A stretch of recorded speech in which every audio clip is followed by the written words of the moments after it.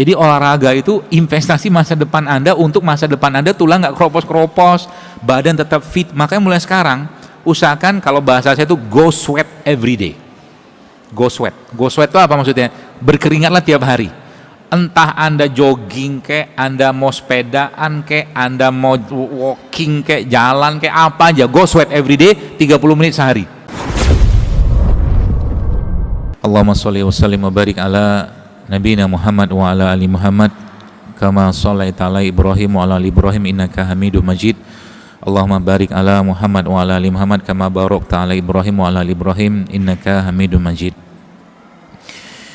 Alhamdulillah, tentunya kita bersyukur pada Allah Subhanahu wa taala, di hari ini Allah masih berikan kesempatan kepada kita semua untuk hadir, khususnya di tempat yang termulia di muka bumi ini, yaitu masjid.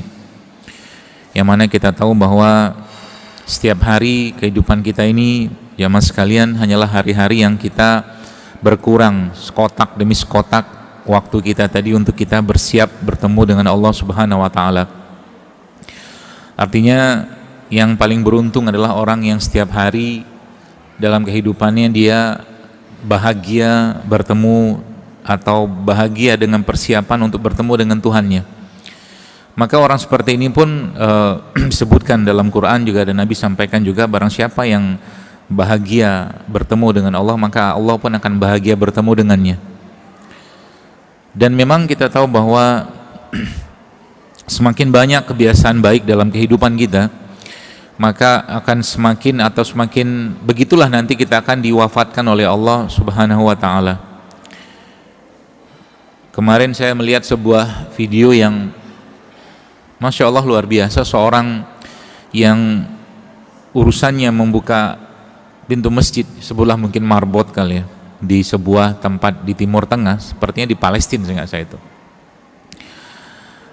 Beliau membuka pintu di subuh ya, sebelum subuh, kemudian dia azan sebelum subuh kan ada itu, kemudian beliau kemudian duduk ya membaca Quran ya, dengan menggunakan tempat Quran itu, duduk situ, dan tak lama kemudian tiba-tiba Allah mengambil nyawanya.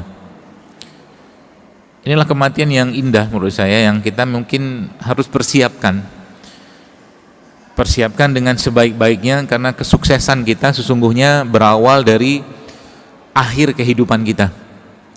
Bahkan para sahabat pun mengatakan bahwa alam kubur itu menjadi salah satu penentu kita selamat di sana, maka insya Allah selamat juga berikutnya, tahapan berikutnya.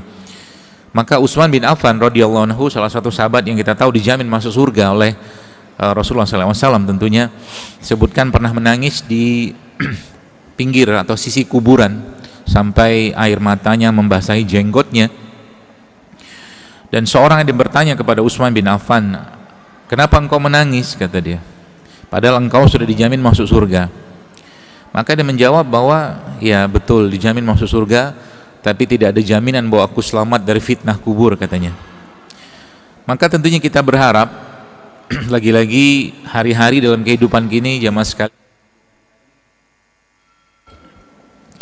kita memperbanyak kebiasaan baik. Itu poinnya. Kebiasaan-kebiasaan baik mulai dari bangun tidur kita, kemudian sampai kita mau tidur lagi, itu semakin banyak kebiasaan-kebiasaan baik tersebut, maka insya Allah semakin baik kehidupan kita. Kalau kita tahu bahwa hari-hari kehidupan kita ini tidak lepas dari apa yang kita rutinkan, maka itulah sebenarnya membangun diri kita, yang akan menjadi habit atau kebiasaan atau membangun jiwa kita. Di zaman sekarang ini kita tahu bahwa banyak sekali orang-orang yang dari mulai bangun tidur sampai mau tidur lagi tidak banyak kebiasaan baik yang dilakukan, sehingga akhirnya apa? Akhirnya dia pun hidupnya nggak ada baik-baiknya gitu loh. Nggak berpikir untuk orang lain, nggak berpikir untuk maslahat orang lain, seterusnya ngurusin dianya saja belum selesai. Maka sebenarnya ini menjadi poin yang penting buat nasihat buat saya pribadi dan jamaah sekalian, untuk kita mulai ya mengintrospeksi diri, mulai memuhasabah diri kita, kira-kira apa yang saya bisa lakukan hari ini untuk maslahat orang lain. Semakin banyak itu kita pikirkan dan kita kerjakan, mungkin hal sederhana, maka akan semakin damai, tenang hidup kita. Semakin kita merasa bahwa Kita mulai paham untuk apa Allah menciptakan kita. Ini esensi ya sebenarnya. Dan nanti tentunya ini semua menjadi satu tema yang kita angkat hari ini berkaitan dengan Allah Subhanahu wa Ta'ala sebenarnya telah memberikan kemampuan dalam diri kita itu untuk memperbaiki dirinya sendiri sebenarnya. Saya banyak sekali melihat keadaan-keadaan atau kasus-kasus di mana ternyata ketika kita bicara tentang penyakit itu ya, bahwa sesungguhnya ya tidak hanya penyakit, orang yang pengen sehat ya, kemudian dia pengen pengen tetap sehat gitu kan, itu sebenarnya tidak jauh-jauh dari apa yang sudah Allah tanda kutip install dalam dirinya ya, install. Kalau kita lihat bahwa bagaimana Nabi Adam atau mungkin bagaimana iblis laknatullah alaih menggoda Nabi Adam, di situ kan kita tahu dalam beberapa ayat dalam Al-Quran, iblis mengatakan kecuali, kata iblis ya, kecuali. Jadi semua tuh nanti terkena fitnah atau godaan ujian dari iblis dan syaitan laknatullah alaih itu, kecuali kata iblis orang-orang yang ikhlas. Itu yang pertama. Lalu yang kedua apa? Kecuali orang-orang yang bersyukur, dan sedikit sekali dari mereka itu yang bersyukur, kata iblis ya. Maka kalau kita kembalikan pada diri kita, sesungguhnya kalau berkaitan dengan bagaimana kita mengaktifkan katakanlah kemampuan tubuh kita ini untuk memperbaiki dirinya, nggak jauh-jauh dari hal-hal tadi sebenarnya ya, nggak jauh-jauh dari hal tadi, yaitu apa? Yaitu yang berkaitan dengan bagaimana kita menjaga keikhlasan kita, bagaimana kita menjaga rasa syukur kita tetap stabil, sabar kita tetap stabil, sehingga tidak banyak keluhan yang muncul atau keluar dari lisan kita. Maka para ulama zaman dulu memberikan pedoman tentang itu. Salah satunya apa? Salah satunya adalah bagaimana kita memperbanyak amal-amal soleh, amal kebaikan yang tidak banyak orang tahu ya, itu salah satu caranya. Jadi semakin banyak amal tersembunyi yang kita kerjakan, semakin aman diri kita, amal tersembunyi. Lalu ada kaitan apa itu semua dengan dengan kesehatan jiwa kita? Ada satu kisah yang mungkin kalau Anda yang pernah membaca buku La Tahzan karangan Dr. Aid Al-Qarni itu, di situ dijelaskan ada seorang yang dia divonis ya sakit dan umurnya tidak lama berdasarkan teori tentang penyakit itu, katakanlah kayak begitu. Meskipun tidak mesti juga kita mengikuti 100%, karena yang namanya ajal itu kembali pada Allah saja. Lalu akhirnya dia apa? Dia melakukan suatu hal yang akhirnya membahagiakan, menyenangkan diri. Dia pergi berlayar ya, dia menyewa kapal. Akhirnya berapa bulan seperti itu dia pergi sewa kapal dan tidak ingat sama sekali tentang penyakitnya. Lalu akhirnya ketika balik-balik lagi beberapa bulan kemudian, ternyata dia bisa, atau penyakitnya tadi tumor atau kanker itu mulai mengecil bahkan menghilang ya. Ini sebenarnya bentuk sebenarnya bagaimana kita memberi makanan kepada jiwa kita itu, memberi makanan kepada jiwa. Dan itu kadang-kadang hal-hal yang sederhana ya. Kalau mungkin orang sekarang mungkin menyebutnya healing gitu ya, healing tapi sebenarnya nggak sesederhana itu juga. Sebab apa?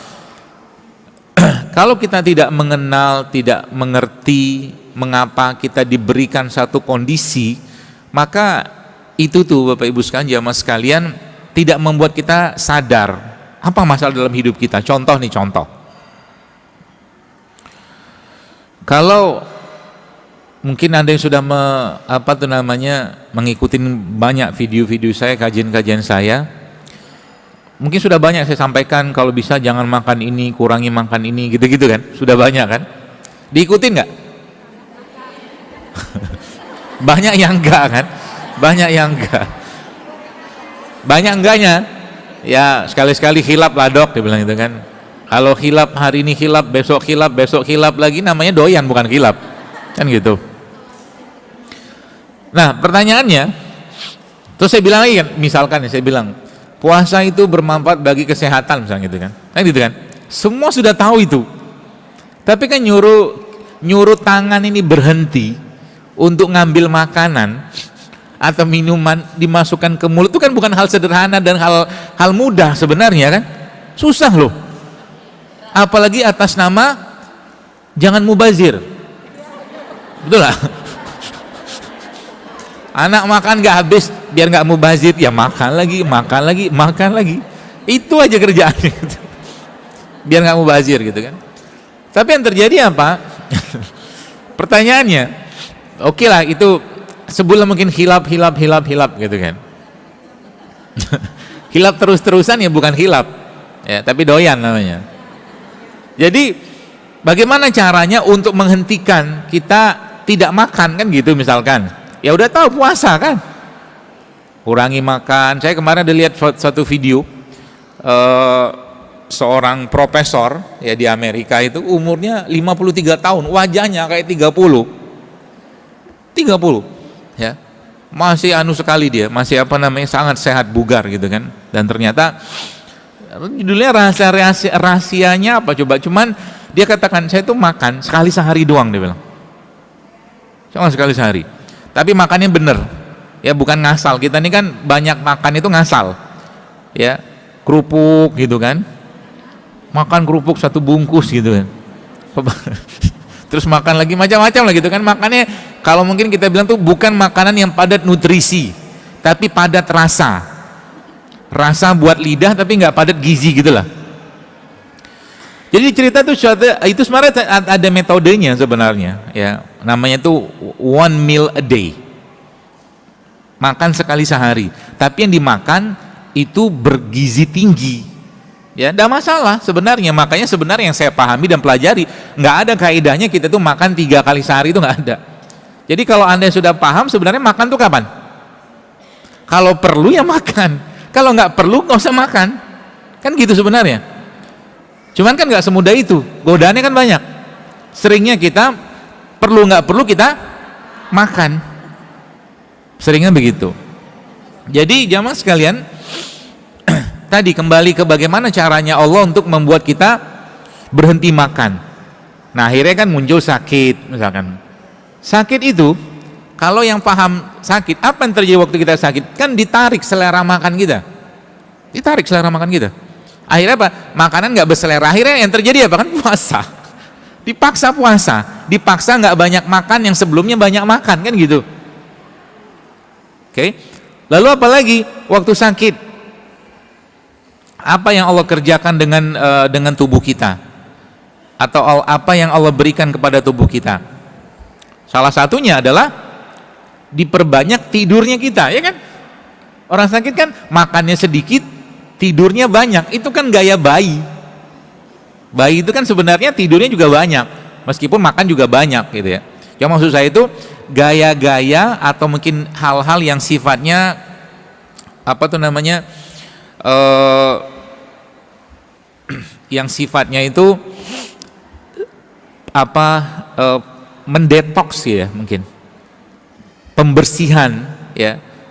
Itu tuh sebenarnya sudah ada dalam lagi-lagi diri kita yang sudah Allah berikan ya.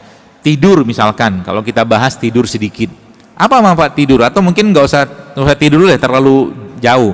Contoh mungkin matahari, lihat matahari itu, bukan menatap mataharinya sih ya, misalkan itu Bapak Ibu sekalian, jamaah sekalian, itu banyak sekali manfaatnya. Mulai dari apa? Dia bisa merangsang tubuh untuk memicu gen-gen awet muda, itu melihat matahari. Kemudian apalagi, dia bisa memicu untuk memetabolisme hormon, melihat sinar cahaya matahari itu. Makanya ini bukan peringatan tapi nasihat saja, jangan suka sering-sering. Jadi segala manfaat matahari, misalkan dari endorfin, melatonin, hormosis, sirtuin, autofagi, berlimpah manfaat ketika mata kita itu melihat matahari. Itu semua tidak akan kita dapatkan kalau pakai kacamata hitam. Paham ya?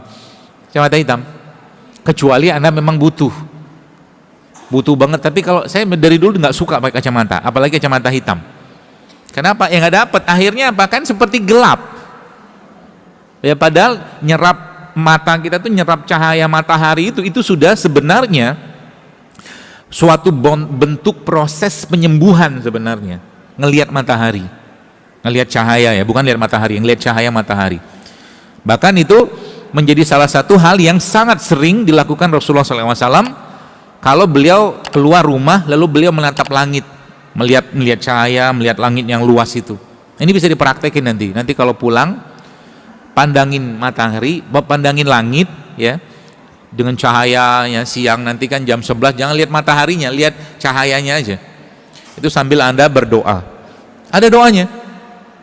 Apa doanya? Allahumma inni a'udzubika an adilla au udhalla au azilla au uzalla au azlima au uzlama au ajhala au yujhala alayya. Itu doanya. Nanti di browsing ada kok. Allahumma inni a'udzubika an adilla au udhalla. Aku berlindung padamu dari disesatkan ya, dan menyesatkan orang lain. Itu doanya. Ini sebenarnya benteng, seperti kalau mungkin kita bilang jampi-jampinya kita. Ya. Jadi sebenarnya doa itu adalah jampi-jampi syar'i sebenarnya. Doa itu. Jadi semakin banyak seseorang itu berdoa, Bapak sekalian, semakin terlindunglah jiwanya ya, bahkan raganya. Seperti itu. Allahumma inni a'udzubika an adilla au dhalla au azilla au uzalla, dari digelincirkan dan menggelincirkan orang lain, kemudian dari menzolimi au azlima au uzlama, dari menzolimi dan dizolimi orang-orang lain ya, dan yang terakhir au ajhala au yujhala alayya ya, dari dibodohin dan membodohin orang lain. Itu doa perlindungan sebenarnya ya. Dan supaya apa? Supaya hati kita itu sebenarnya dijaga untuk selalu luas hati ya. Kenapa hati itu harus luas? Karena begini, saya tuh sebenarnya pengen bikin kajian judulnya itu apa ya, seperti baju yang saya punya. Saya punya baju judulnya feeling deleting, perasaan dihapus gitu. Jadi ada waktu-waktu tertentu kita itu nggak perlu pakai perasaan terus. Sebab kalau semua dirasa-rasa, aku tuh benci banget sama itu misalkan. Aku nggak suka banget, dia tuh menghina aku, itu kan perasaan terus. Makanya Nabi membatasin untuk marah. Nabi itu marah, pernah nggak? Marah kalau urusan agama. Tapi pun urusan agama pun Nabi lihat-lihat dulu. Siapa yang mau dimarahin? Contoh kayak begini, kita pernah dengar hadisnya kan, Nabi lagi ngisi dalam suatu halaqah dengan sahabat, tiba-tiba ada Arab Badui masuk, datang kencing di masjid. Harusnya marah kan, tapi Nabi nggak marah. Dilihat dulu siapa yang harus dimarahin gitu loh. Nah, doa-doa seperti ini Bapak Ibu sekalian ya, atau mungkin bacaan-bacaan, jadi fungsi sebenarnya itu apa? Fungsi sebenarnya itu adalah untuk melindungi jiwa kita ya, jiwa terlindungi, hati terlindungi, iman terlindungi. Kenapa? Sering kalinya kita tuh lupa ya. Lupa dengan apa? Lupa dengan kita tuh gini loh. Saya sering sekali mendapatkan orang-orang kayak begini ya. Dia ngaji tiap hari ngaji ya.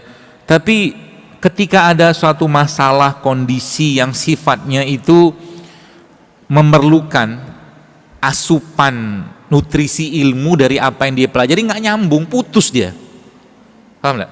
Nah itu sebabnya hari-hari kita itu Bapak Ibu sekalian, jamaah sekalian, perlu minta hidayah. Jadi ketika ada masalah, ilmu yang kita pelajarin itu bisa kita pakai di situ, bukan dilupakan gara-gara was-was. Ya, gara-gara kecemasan. Contoh mungkin di zaman pandemi kemarin, kayak orang lupa tentang ya Allah yang mentakdirkan gitu kan. Ada orang yang mungkin luar biasa terpaparnya dengan virus misalkan, tapi nggak kena juga. Menjaga sih wajib secara ikhtiar kita, cuman kadang-kadang kita tuh lupa bahwa ada Allah yang mengendalikan itu. Makanya sebenarnya tulisan saya kemarin itu yang Anda baca di Instagram, yang ada gambar galaksi segala macam itu kan sebenarnya tulisan untuk ngingetin gitu loh, bahwa ini ada yang ngatur, ini ada yang urus. Jangan terlalu banyak semua itu diikutkan dengan perasaan gitu loh. Kenapa? Jiwa kita itu kecenderungannya atau nafsu kita itu mengajak kepada keburukan, maka dia harus dipakein tali gitu loh, ditarik gitu loh. Contoh mungkin antara tadi, mungkin dalam tema makan saja, Antara makan sama tidak makan, kita pengennya makan terus. Antara tidur sama tidak tidur, ya pengennya tidur terus gitu loh. Ya, apalagi macam-macam lah gitu kan, yang berlebihan segala macam. Makanya kalau bicara pada katakanlah pada tema makanan, ketika setan, iblis nggak bisa menggoda kita dalam urusan halal, ya dia masuk ke bab berikutnya. Tema berikutnya apa? Dia godain kita dalam urusan toyib, kan gitu kan? Toyib juga nggak jalan, dia pakai yang ke berlebihan. Itu nggak dipakai lagi, dia punya banyak strategi luar biasa, ya. Sehingga kita tuh lupa bahwa sebenarnya lagi-lagi Allah tuh sudah memendamkan dalam diri kita itu kekuatan itu sebenarnya. Kekuatan yang paling utama justru apa? Justru kalimat yang Allah sampaikan atau tanyakan kepada kita saat kita masih dalam kandungan, alastu birabbikum, aku ini Tuhanmu nggak? Iya, kata kita. Bukankah aku Tuhanmu? Kata Allah gitu kan. Semua bayi yang ada atau janin yang ada dalam kandungan ibunya itu ditanya sama Allah, alastu birabbikum. Terus kita menjawab apa? Qalu bala syahidna. Benar ya Allah, kami bersaksi Engkaulah Tuhan kami. Jadi kalau ditanya berarti kekuatan yang terbesar dalam diri kita dalam konteks penyembuhan apapun sebenarnya itu kekuatan apa? Kekuatan tauhid, kekuatan akidahnya kita. Itu kekuatan paling utama. Saya katakan wallah, tinggal kita pakai fitur-fiturnya, tanda kutip. Ya, fitur-fiturnya. Apa fitur-fiturnya itu? Fitur-fiturnya itu yang bagaimana tentunya yang Nabi ajarkan. Contoh nih. Keimanan kita, keyakinan kita pada Allah tentunya harus selaras dengan bagaimana Allah menjelaskan dirinya, menjelaskan siapa sosok zat yang kita sebut Allah itu. Contohnya begini, contoh ya, Nabi menjelaskan bahwa Allah menurunkan 100 rahmat, kata Rasulullah SAW. Satu rahmat itu atau kasih sayang dan cintanya Allah kepada makhluk, kepada kita itu Allah turunkan di bumi, dan nanti 99-nya di surga, di akhirat, kan gitu. Artinya apa? Kekuatan iman kita itu, kekuatan akidah kita itu, dan kekuatan sebutlah mungkin penyembuhan tadi, itu harus relate banget dengan bagaimana sosok zatnya Allah Azza wa Jalla ini, yaitu apa? Kasih sayang. Bagaimana kita bisa mengimplementasikan ini? Ya, implementasinya begini. Ketika seorang itu sakit, ya sakit berat, ya stroke, kanker mungkin, atau tumor, atau mungkin ya apalah, jantung, autoimun, segala macam gitu tuh. Kalau saya memahami itu, pasti ada sesuatu yang kaitannya dengan hatinya dia, emosinya dia, bukan hanya urusannya dengan mungkin sedih, marah, enggak, panjang itu. Ya, yang itu dia harus benerin dulu. Memperbaiki dengan apa? Dia harus minta sama Allah untuk apa? Memenuhi hatinya dia itu dengan kasih sayang, sehingga apa? Dendamnya udah nggak ada, bencinya udah nggak ada, yang muncul tuh kasih sayang. Itu salah satu contohnya. Bentuknya apa? Bentuk aplikasinya misalkan nih, nanti coba deh kalau ada yang sakit dan masih bisa jalan, ya coba mulai dipraktekin itu. Apa caranya? Coba ajak mereka itu datangin orang-orang susah, ya, terus mereka yang langsung memberi, ya, mereka yang langsung memberikan, entah itu makanan, uang, apa aja, orang yang sakit tadi itu, sehingga nanti itulah interaksi kasih sayangnya, ya. Bahkan Nabi menjelaskan sebabnya kalian diampuni itu, kata Rasulullah SAW, itu karena apa? Karena orang-orang lemah di antara kalian, karena di situ rahmat dan kasih sayangnya Allah berlimpah di situ, ya. Dan itu kita bisa, meskipun katakanlah tidak sakit kita juga, kalau sakit lebih bagus lagi, kasih sayang, cinta mulai penuh dalam diri kita itu. Sebab apa? Tanpa itu saya katakan berat, bahkan mungkin Allah tidak akan turunkan penyembuhan. Kalaupun ada, itu biasa akan balik lagi. Contoh, ya, saya kemarin dapat ada 2 cerita saya mau cerita. Cerita pertama begini. Jadi kemarin tuh ada satu waktu saya pergi, ya. Saya emang salah satu kebiasaan saya itu, ya nama juga manusia, kita butuh dicas gitu ya. ada bapak-bapak jualan air tebu, ya, jualan air tebu. Terus saya mampir gitu kan pas ada ngisi suatu acara di daerah Tangerang, Banten itu. Terus saya tanya dia, Bapak berapa tebunya? Saya beli nggak banyak, cuma 4 kalau nggak salah saya beli. Satu botol, bukan cup, plastik, ya plastik mungkin 1/4 kilo itu cuma 5.000, Lalu entah ya terilhamkan saja, saya tanya, Bapak anaknya berapa? Anaknya 4, dia bilang. Terus oh ya, kemudian saya kasihlah uang sama dia, kasih uang, ini buat anak pertama, buat anak kedua, anak ketiga, anak keempat. Ini buat bapak, buat istri bapak. Nangis dia. Ya, cukup banyak uang saya kasih itu. Saya kasih semua akhirnya sama dia. Uang yang saya pegang di dalam dompet itu, di dalam kantong itu. Akhirnya dia nangisin, cup. Saya peluk dia, senang banget dia. Saya peluk dia, saya tepuk bahunya. Udah pulang, saya bilang. Nanti ketemu sama istri, sama anak. Gak usah jualan lagi, udah cukup. Itu kayaknya buat setengah bulan cukup. Uang yang saya kasih ke dia, mungkin sebulan cukup itu. Dia pergi, sudah alhamdulillah senang. Itu kasih sayang kayak begitu maksud saya. Ya, makanya ini pelajaran pentingnya, ya, untuk membangkitkan itu ya. Nggak sakit juga Anda kerjakan. Jadi Bapak sekalian begini, kenapa dalam Islam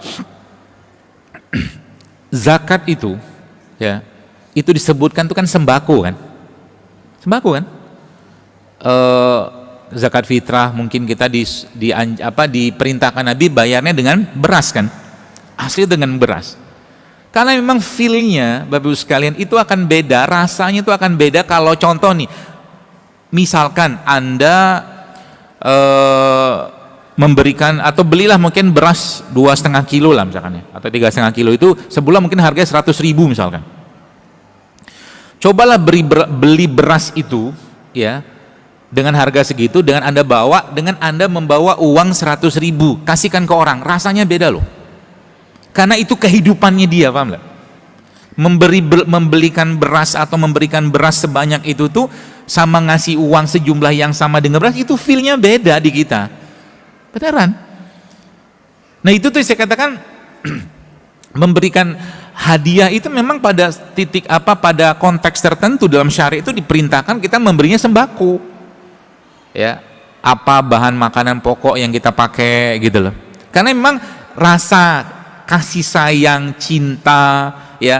Kemudian kayak kita seperti mungkin bahasa sekarang tuh ngeblend gitu kan. Ngeblend dengan orang kita beri itu kan memang hanya bisa didapatkan dari apa yang dia biasa makan tiap hari, itu salah satunya. Ya. Seperti itu. Jadi itu yang pertama, ya. Tadi ceritanya itu. Cerita yang kedua, ya. Ini sebenarnya kita coba ya mulai jiwa tuh dididik gitu kan. Untuk jiwa kita, hati kita tuh dididik untuk apa? Untuk dia semakin banyak merasakan getaran-getaran kebesaran Allah, getaran-getaran kasih sayang Allah di segenap penjuru langit, bahkan diri kita sendiri, sebagaimana Al-Fusilat menjelaskan itu, sehingga apa? Gampang banget tersentuh. Itu bagus tuh. Ya. Dok, saya pernah itu, dia bilang. Ada sih orang mungkin ya, ketika dia mendengarkan Al-Quran, tiba-tiba dia menangis dengan terharu luar biasa. Ternyata ayat ini baca tentang pernikahan, kan nggak nyambung.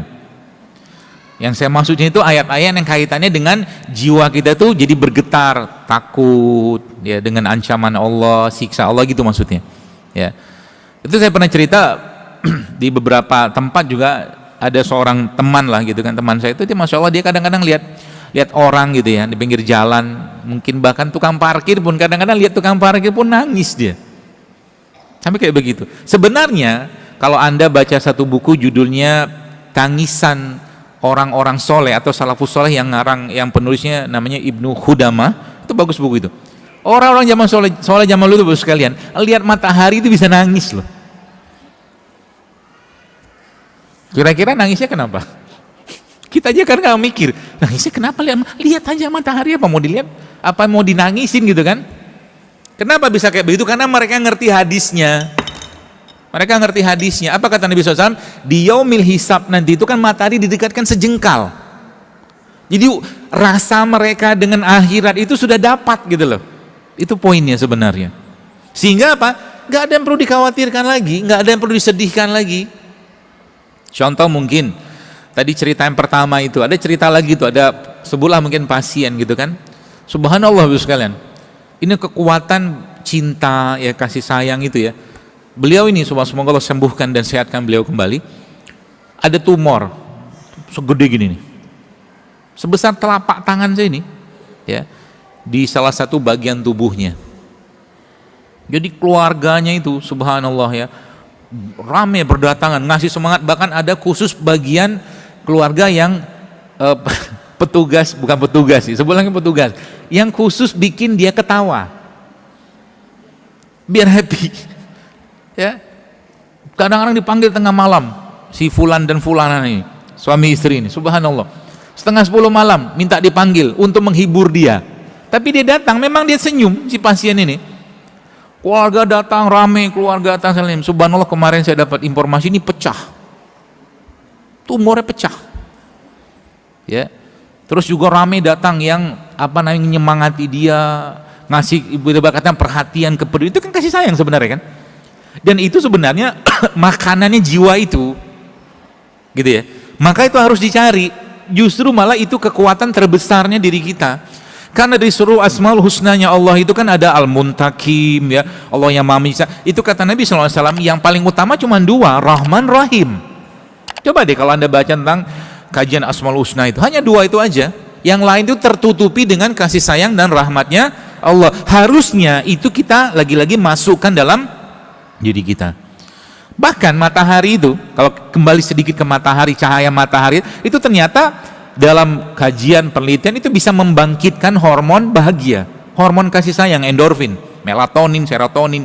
Berjemur doang ya, itu fitur di luarnya kita, tapi dalamnya kita tinggal kita ambil bahan bakunya yang kita bisa membuat jiwa kita itu, Bapak Ibu sekalian, jemaah sekalian, itu merasa tadi nyaman. Pada akhirnya apa? Pada akhirnya lihat, pada akhirnya apa namanya, ketika sudah sampai pada titik kepasrahan itu ya, coba lihat doa-doanya para nabi itu, kalau sudah sampai pada titik kepasrahan dan mereka sudah nggak mau mikir macam-macam, itu nggak jauh-jauh dari doa apa? Doa yang urusannya atau mungkin narasi bunyinya itu memuji Allah ya, dan biasanya ada kaitan dengan kalimat tauhid. Contoh doanya Nabi Ayub atau Yunus lah dulu. Nabi Yunus ketika dalam perut ikan besar itu kan doanya memuji Allah. Ibarat kata bahasa saya itu seperti merecall kembali ya, pertolongan Allah, kebesaran Allah, kekuatan Allah yang sudah Allah Subhanahu wa taala berikan pada diri kita dengan keyakinan tadi. Nabi Yunus doanya kan la ilaha illa anta subhanaka inni kuntu minaz zalimin. Ada nggak doa minta dikeluarkan? Nggak ada. La ilaha illa anta subhanaka inni kuntu minaz zalimin. Nabi Ayub juga sama ya, doanya apa? Doanya Robbi apa tuh namanya, lupa pula saya. Wa anta arrahmur rahimin belakangnya. Robbi anni massaniyad dur, kan gitu kan. Ya Allah, aku kena penyakit, kata Nabi Ayub. Orang yang kasih penyakit Allah sudah tahu juga. Kenapa lagi ngomong sama Allah? Kan gitu. Terus wa anta arhamur rahimin, dan engkaulah yang Maha Pengasih, Maha Penyayang. Balik-baliknya ke apa? Ke tadi, ke tauhid, ke akidah, keimanan, kekuatan, keyakinan pada Allah. Apalagi kita sudah tahu. Ya. Dalam surat Asy-Syu'ara sering kita baca, apa itu? Wa iza maritu fahuwa yashfin. Kan itu kan sebenarnya semacam informasi untuk mengingatkan kita, kalau Anda berobat atau sakit segala macam, saya katakan bukan itu yang memberikan kekuatan penyembuhan segala macam, tapi Allah yang berkehendak dan Allah yang mengendalikan itu. Contoh mungkin madu, misalkan madu, kalau Anda baca misalkan ya, kalau kita baca risetnya, penelitiannya apa segala macam ya, udah terlalu banyak manfaat madu kan gitu. Pertanyaan saya sekarang, bisakah madu ini menyebabkan diabetes atau kencing manis? Bisa. Yang pertama gimana? Ya sehari dia minum mungkin 2 liter, 3 liter, bisa, itu paling gampang. Ya, sehari minum 1 kilo, 2 kilo, berlebihan. Kan masuk bab yang tadi itu kan. Nah pertanyaan berikutnya, kalau seandainya itu kita urai lagi, apa yang bisa, kok saya habis madu tiba-tiba gula darah saya naik, ini luar biasa loh, gitu kan. Bisa nggak? Bisa. Sebelum minum madu tadi, dia udah curiga sama madunya. Dia ngomong, ini jangan-jangan kalau saya minum ini, jangan-jangan kalau saya minum ini naik gula darah saya, kan gitu. Ini naik beneran. Itu kan penyakit, was-was. Ya, nggak ada. Kalau yang saya pahami dan saya dapatkan, sepanjang tidak berlebihan dan madunya baik, madunya benar, bukan madu-maduan, ya, ada masalah. Nggak ada orang kena diabetes gara-gara minum madu, nggak ada. Itu yang saya ketahuin. Kalau seandainya dia minum kena kencing manis gara-gara minum madu, itu perlu ditelusuri. Entah dia berlebihan, entah dia mungkin madunya nggak benar. Kenapa mustahil? Kenapa? Allah sendiri menjanjikan di dalam madu itu ada kesembuhan. Tidak mungkin Allah mau mencelakakan kita kan? Kayak begitu. Ya. Nah, jadi kembali ke itu tadi, kekuatan akidah, kekuatan keimanan.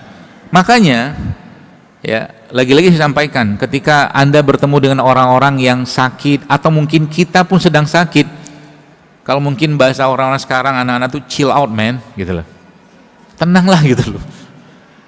Allah yang mengendalikan diri kita, ya. Allah yang mengurusin semua urusan kita, bahkan cuma urusan penyakit secuil itu yang enggak juga selama Nabi Ayub yang 18 tahun Allah sembuhkan, cuman Nabi Ayub itu Allah sembuhkan dengan apa? Urkut, kata Allah. Hentakkan kakimu di bawah tempat tidurmu itu sehingga keluar mata air. Kan sembuhnya begitu mudah. Itu banyak kali saya temukan. Ya, pernah satu kisah, dalam satu pelatihan saya mengajar pelatihan tentang herbal gitu-gitulah. Ada yang cerita ke saya begini. Dia bilang begini, "Dok, terima kasih ya." Bukan terima kasih, dia cerita tentang pengalaman dia lah gitu kan. Bapaknya atau ibunya saya lupa itu. Jadi mereka tuh sampai pada titik masalah ginjal, seingat saya lupa penyakitnya apa, tapi intinya dia bilang begini, kita sudah sampai pada titik kepasrahan, sepasrah-pasrahnya, kata dia begitu. Lalu apa yang terjadi? Tiba-tiba entah kayak gimana, dia bilang, kami tuh melihat depan rumah kami itu ada pohon kelor. Terilhamkan gitu kan, minum rebusan daun kelor. Subhanallah, akhirnya minum daun kelor, sembuh tuh sakitnya. Udah ditanam Allah sekian lama di depan rumahnya, tapi nggak Allah ilhamkan. Kenapa? Belum sampai ke titik pasrah. Nah, kepasrahan kita tentang penyakit, tentang kondisi kita itulah bentuk sebenarnya keyakinan atau keimanan kita kepada Allah Subhanahu wa taala. Itu poinnya. Jadi lagi-lagi kekuatan terbesar itu justru malah keimanannya kita, ya. Dan itu bagaimana caranya sebenarnya, ya, itu digali atau mungkin dikuatkan lagi-lagi dengan amal soleh, ya, amal soleh, amal baik kita, baik pada diri kita sendiri, keluarga ataupun pada orang lain, itu yang nanti akan menjadi kekuatan terbesarnya kita, sehingga nanti apa? Ya Allah, ngomong sama Allah, kalau sakitku ini membuat engkau semakin ridho kepadaku ya Allah, maka aku ikhlas, sambil senyum. Dan jika sakitku ini Allah membuat engkau makin cinta, makin sayang kepadaku, membuat semakin banyak dosa-dosaku engkau gugurkan, maka aku ikhlas, aku ridho ya Allah. Kalau udah kayak begitu, kira-kira Allah sembuhin nggak? Biasanya Allah sembuhin. Allah sembuhin. Kenapa? Dia sudah sampai pada titik penghambaan tertingginya, udah pasrah sepasrah-pasrahnya. Itu yang sebenarnya Allah inginkan. Makanya sakit itu, ya, kalaulah seseorang itu kena sakit, kita mulai akan berpikir, jadi sebenarnya sakit itu rahmat atau ujian. Tergantung kita menilainya. Ya. Kalau sudah naik level pada tingkat awal, pasti kita akan ngomong itu ujian. Pasti. aku dapat ujian sakit nih, padahal gara-gara ulah dia aja tiap hari makan nggak bener misalkan gitu ya, kan gitu.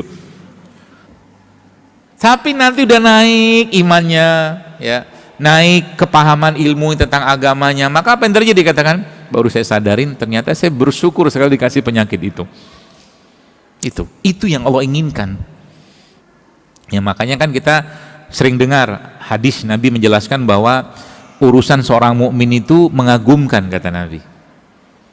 Dapat nikmat dia bersyukur, dapat ujian dia bersabar, itu aja. Dan membuat dia apa? Tenang setenang-tenangnya. Itulah iman, itulah akidah, itulah keyakinan kita pada Allah. Apa mau dikhawatirkan? Rezeki udah dijamin kok, Allah udah jamin rezeki kita. Mati sama. Saya berapa kali ketemu semua orang-orang yang konsul gitu kan, sempat bertemu dan konsulan langit mungkin bahasa saya itu. Banyak yang pengen ketemu, saya bilang saya nggak bisa akomodir semua, tapi kadang-kadang beberapa yang ketemu itu dia berdoa gitu kan, ya Allah semoga saya bisa bertemu dengan Dokter Saidul untuk konsul. Ketemu beneran itu. Ada satu kali itu saya mau ke arah Depok, mau makan sih nggak saya, terus akhirnya entah ya kuasa Allah gitu kan, Allah gerakkan saya membelok ke kanan ke arah Pasar Minggu. Lagi saya makan di resto di situ tuh, tiba-tiba ada bapak-bapak nyamperin, dokter saya boleh konsul tanya nggak? Boleh, silakan. Saya bilang saya lebih senang dikonsulin daripada diajak foto, saya bilang. Ada manfaatnya daripada foto. Ya. Terus dia cerita ibunya, bapak kenapa bisa ketemu saya? Saya bilang gitu sama dia. Nggak tahu dok, adalah 2 hari 3 hari ini dia bilang saya doa supaya saya bisa bertemu dengan dokter, dia bilang. Saya mau tanya tentang kondisi ibunya yang kena kanker, tumor. Saya jelaskan segala macam, senanglah dia. Mulai tenang segala macam, begini segala macam. Nah itu kekuatan doa lagi kan. Itu kekuatan terbaiknya. Ya, tapi doa itu tidak akan bisa memberikan kekuatan kalau kitanya tidak yakin. Gak bisa. Yakin itu balik ke bab keimanan tadi kan. Maka berdoalah dengan sungguh-sungguh, kata Nabi.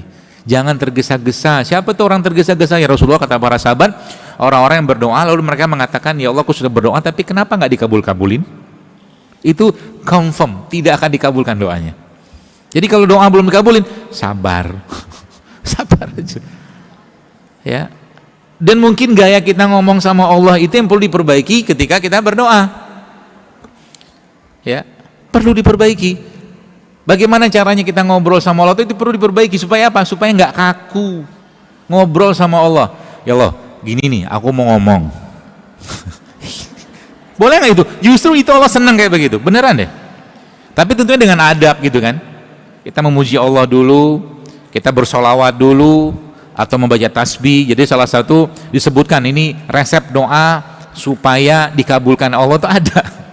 Ya, banyak caranya muji Allah, atau dalam sebuah riwayat saya disebutkan itu adalah bahwa kita diajarkan atau sampai apa? Diajarkan Nabi SAW itu untuk membaca tasbih, tahmid, tahlil 10 kali. Subhanallah, alhamdulillah, Allahu Akbar. Ya. Jadi setelah memuji Allah tadi kita, atau mungkin kalimat di depan itu pembuka doanya alhamdulillah memuji Allah, kita tambahkan dengan tasbih, tahmid, tahlil 10. Ya.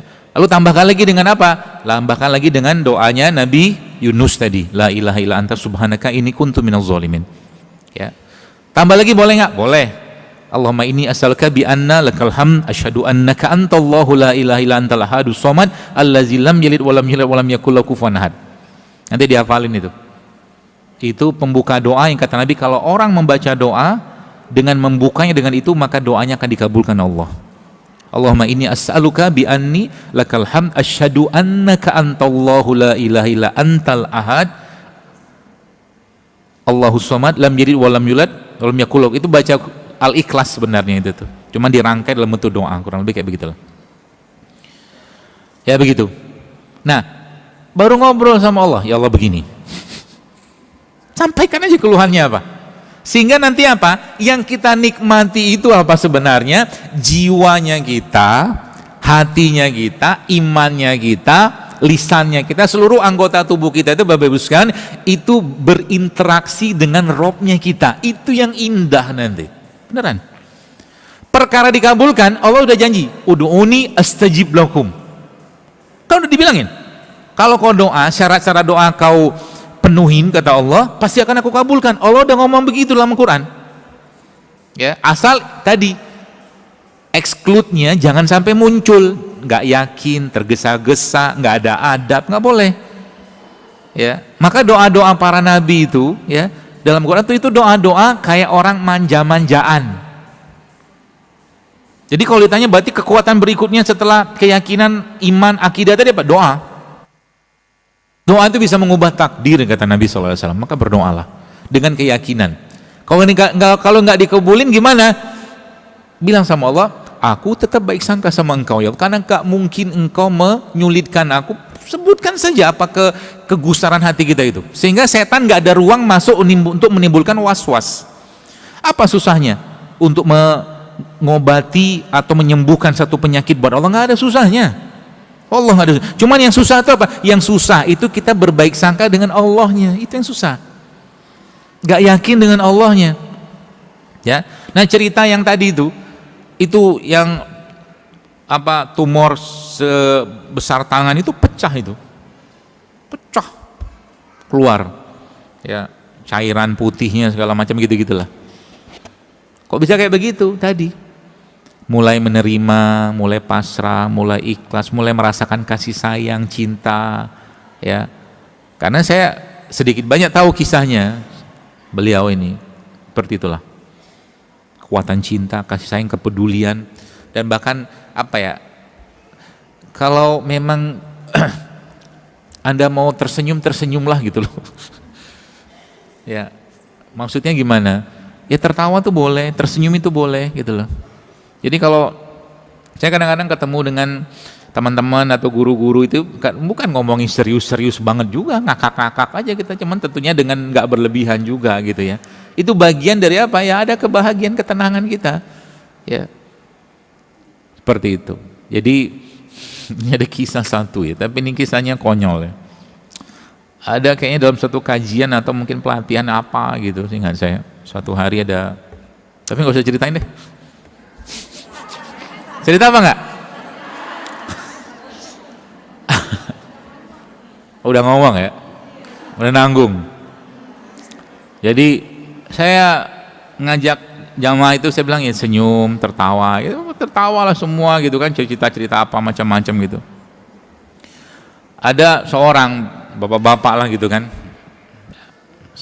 bapak Fulan lah mungkin, Fulan.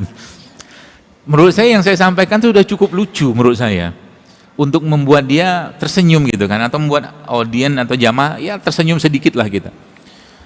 Tapi dia nggak senyum-senyum. Sampai saya bilang, Bapak Ibu, saya bilang, janganlah kita seperti malaikat Israfil, saya bilang. Malaikat Israfil itu kan dikabarkan Nabi nggak pernah senyum, takut ya, malaikat meniup itu sangkakala itu, trompet itu, karena ketakutan luar biasa. Kita senyum-senyum aja, tetap aja gitu. Mungkin ada satu titik di mana dia nggak kuat juga untuk menahan ketawa, tertawalah dia, dan saya baru tahu alasan dia untuk menutup mulutnya, ternyata emang banyak giginya ompong. Nah itulah, ya sudahlah. Ya, senyum aja kan, kalau mau maaf kan ompong juga kan apa namanya, masih bisa senyum. Ya gitulah, keyakinan, doa, ya, cinta, kasih sayang, ya, itu dipupuk, ya, diberi makanan dia. Ya, sebab justru malah lagi-lagi saya sampaikan itu apa tuh namanya, kekuatan terbesarnya kita sekalian. Manusia ini, kalau Anda baca dalam Al-Quran atau kita lihat sebenarnya kita tuh dominasi kita itu antara makhluk sosial ya dengan makhluk pribadi. Dominasi kita sebenarnya Quran itu lebih banyak menyebutkan kita tuh makhluk sosial. Maksudnya gimana? Contoh nih, kita disuruh berpergian, bertebaran, kata Allah dalam Al-Quran. Berjalanlah kalian, bersebaran untuk melihat bagaimana keadaan orang lain gitu. Ya, itu yang pertama. Terus Nabi bilang apa? Sebaik-baik kalian adalah manusia yang paling bermanfaat. Ya. Contoh sekarang begini, bagaimana sekarang saya sekarang pengen ngajak Bapak Ibu sekalian jamaah sekarang mikir, tolong kerjakan dalam waktu 5 menit. Saya challenge Anda. Challenge-nya apa? Sekarang teman di kanan atau kiri Anda itu, coba pikirkan, apa kebaikan yang bisa Anda lakukan saat ini kepada dia sekarang?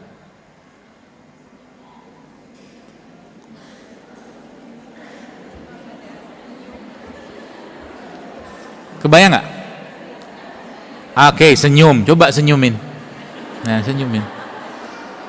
Apa lagi kira-kira? Kasih dia hadiah kan? Saya nggak punya hadiah, Dok. Saya minta madunya untuk kasih hadiah buat teman saya. Boleh nggak? Boleh, ambil beneran, ambil. Ada yang mau? Nah begitu kita dikasih peluang nggak mau diambil. Ada yang mau nih? Ambil tapi kasih buat orang, bukan buat Anda. Coba latihan, ambil.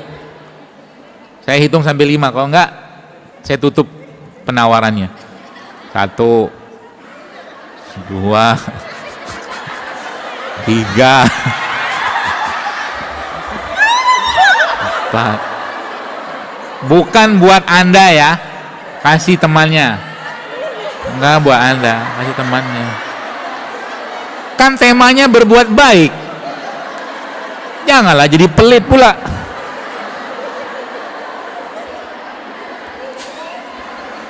Siapa yang dapat madu tadi? Ibu dapat madu. Senang nggak? Senang. Itu. Apalagi coba lihat. Apalagi nih lihat. Ini kan yang dapat madu tadi nih. Bagaimana kebaikan tuh berputar sini. Itu madunya berputar tuh. Saya kasih aja kalian. Kasih lagi. Sampai semua dapat megang madunya. Nggak tahu nanti siapa yang akan dapat itu. Keren itu.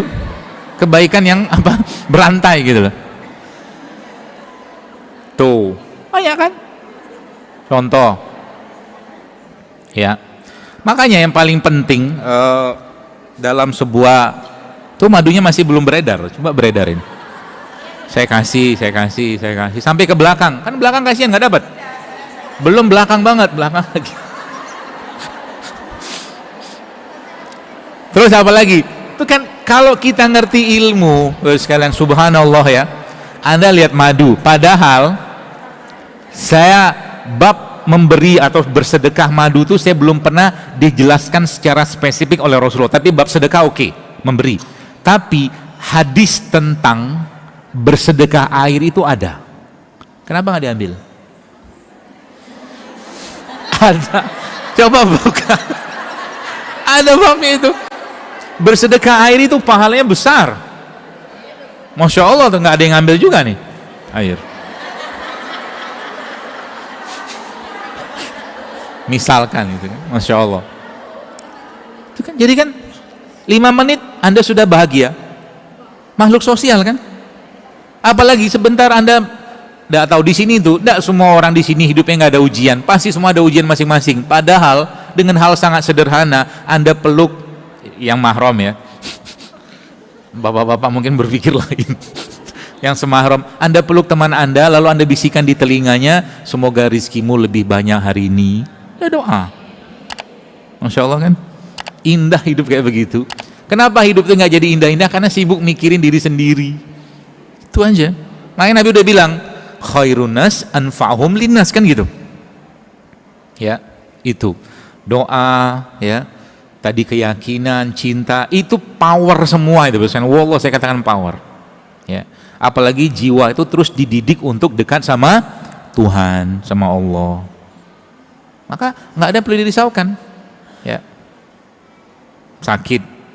Saya berapa kali ketemu orang-orang yang mungkin bahasa orang sekarang tuh apa, overthinking kali ya. Overthinking itu kan semua dipikir. Semua dipikir, jika maka, kalau begini gimana, semua dipikir sama dia. Ya. Ada orang yang sakit gitu, saya bilang gini sama dia, Bu, tenang aja Bu. Sakitnya juga nggak berat-berat banget. Saya bilang gini sama dia. Apa saya bilang? Dengan atau tanpa penyakit ini, ibu pasti mati, saya bilang. Betul kan? Mungkin dia kaget, kok kayaknya sarkastik banget kalimat saya tadi. Tapi akhirnya dia tersenyum, iya benar juga. Terus apa yang mau dikhawatirin? Kita ikhtiar, yang kasih kesembuhan juga Allah kok. Belum tentu juga berobat sama si fulan sembuh, sama si fulan belum tentu. Kalau Allah belum ridho waktunya sembuh, nggak sembuh-sembuh itu. Sehingga apa? Ngapain menggantungkan diri kita kepada sebab, sedangkan kita punya pemilik sebab yang pemilik tadi tidak perlu sebab. Paham ya? Allah nggak perlu sebab, cukup dengan kun jadi semua. Fayakun, kan gitu. Jadi tenang hidup. Ya. Sampai cerita tentang, jadi gini. Saya cerita ya, supaya mudah-mudahan menginspirasi. Ini kita udah lama sebenarnya, tapi saya cerita buat Anda kita itu punya semangat untuk memunculkan apa ya, cinta, kasih sayang, ya rahmat Allah itu kita sebarkan. Dalam suatu acara waktu itu lama sudah, cukup lama. Ramadan. Waktu zaman saya masih suka buka bersama. Sekarang nggak suka lagi buka bersama. Ya, kalau buka di mana? Di rumahnya sama keluarga, karena Ramadan itu bulan keluarga. Ya, kecuali mungkin kita memang ada uzur, ada penting banget, oke lah. Tapi kalau bisa itu lebih baik di rumah sama keluarga. Oke. Ada acara besar yang hadir sekitar 1.000 orang. Oke. Terus saya mikir, saya nggak diundang ke sana. Terus saya mikir, ini apa kira-kira kebaikan yang saya bisa lakukan di sana? Ya. Lalu akhirnya apa? Saya beli kurma 1 dus. Saya bilang saya mau bawa ini untuk nanti diapain. Kita dengar ceritanya. Saya belilah kurma. Kurma itu harganya mungkin 400 ribuan 1 dus. Saya beli 2. Terus saya bilang sama panitia, coba kurma ini dilelang, saya bilang. Hasil lelangannya buat pondok, saya bilang. Dilelang. Sampai tembus kurma itu 10 juta saya nggak ada. 1 dus itu. Uang kita nggak, semua buat pondok gitu kan. Terus akhirnya apa? Akhirnya terus berlanjut tuh. Ya. Saya bilang setelah dapat itu, Bu, karena itu udah ada 2 orang ibu yang beli itu. Beli 10 juta itu. Biar ibu dapat pahala sempurna, saya bilang, kurma ini kita bagiin, saya bilang. Bagiin tuh, semua dapat kurma. Dari 2 orang yang beli kurma tadi itu. Terus subhanallah Bapak sekalian, setelah mereka dapat, dibagikan semua dapat 1, cukup 1. 1 orang dapat 1 kurma. Stop, saya bilang. Kita di sini sebelum Anda makan nanti buka puasa, stop, berhenti dulu. Saya ngomong sama nitianya. Kurma yang Anda mau makan itu, saya bilang, Anda bagikan ke teman kiri atau kanan Anda untuk Anda tukaran kurma, berbagi kurma. Kenapa? Karena memberi makan orang berbuka itu sama juga kita dengan mendapatkan pahala dia berpuasa. Coba lihat. Gitu, kecerdasan kita itu kita harus didik terus. Ya, untuk apa? Mikir kira-kira apa nih kebaikan yang saya bisa lakukan di sini, di tempat ini gitu. Sehingga apa? Hati kita terus ya, apa ya, ngeluping mungkin otak kita itu. Mikir apa lagi kita bisa lakukan, kita bisa seperti itulah. Ya. Jadi itu kekuatan-kekuatan itu tuh. Itu bisa, semua bisa lakukan kok, tenang aja. Ya, semua kita bisa lakukan. Nah, kemudian apa lagi selanjutnya Bapak sekalian? Jadi sebenarnya kalau bicara secara keimanan gitu ya, tadi ada doa ya, ada kasih sayang, keyakinan. Sebenarnya dalam tubuh kita sendiri secara fisiknya tadi itu sudah saya jelaskan di awal tadi, dia juga punya kemampuan self healing. Ya. Self healing kita ini atau kemampuan penyembuhan diri kita ini lagi-lagi hanya bisa aktif dengan syarat dan ketentuan. Contoh, tadi saya jelaskan, ada mungkin ini sudah kita sering dengar juga istilah misalkan tentang autofagi. Autofagi itu kan sel-sel tubuh kita memakan sel yang rusak. Nah, itu hanya bisa kita dapatkan atau kita rasakan manfaatnya. Jadi manfaat autofagi itu apa? Banyak sekali. Ya, saya coba jelaskan ya. Dia bisa membersihkan patogen-patogen dalam tubuh kita. Patogen itu apa ya? Zat-zat atau bahan-bahan atau sesuatu yang berbahaya, mungkin mikroorganisme segala macam. Kemudian apa lagi? Dia bisa menjadi pembakar lemak. Autofagi itu. Ya. Karena apa lagi? Dia bisa mendegradasi lemak-lemak yang nempel di organ-organ, biasanya misalkan di liver. Dia bisa membersihkan plak di jantung. Kemudian dia juga bisa memperbaiki mikrobiom. Mikrobiom itu bakteri-bakteri yang ada. Nah, ya. Kemudian apalagi dia bisa menurunkan peradangan. Ya. Kemudian apalagi dia bisa memperbaiki menguatkan imunitas autofagi itu. Kemudian apalagi dia bisa mengencangkan kulit. Ya, autofagi. Kemudian dia bisa sebagai proteksi stres. Ya, itu manfaat autofagi. Ya. Nah, makanya autofagi itu Bapak sekalian lagi-lagi hanya bisa dirasakan oleh seseorang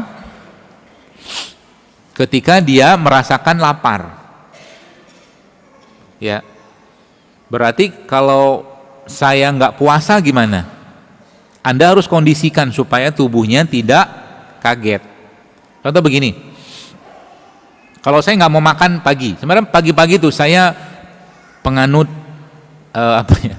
penganut mazhab tanda kutip yang sebenarnya nggak perlu banget makan pagi.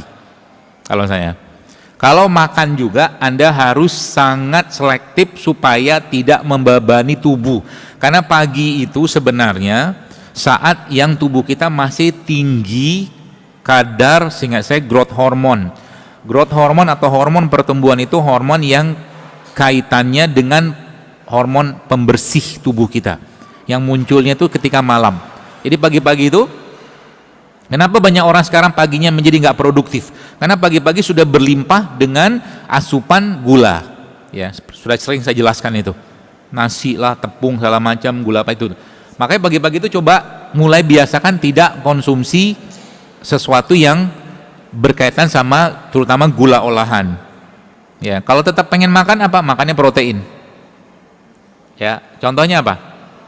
Telur gitu. Tambahkan juga mungkin dengan jadi jangan terlalu banyak itunya karbohidratnya. Ya, lebih baik lagi apa? Lebih baik lagi Anda bilang sama tubuh nggak ada makan sampai nanti siang.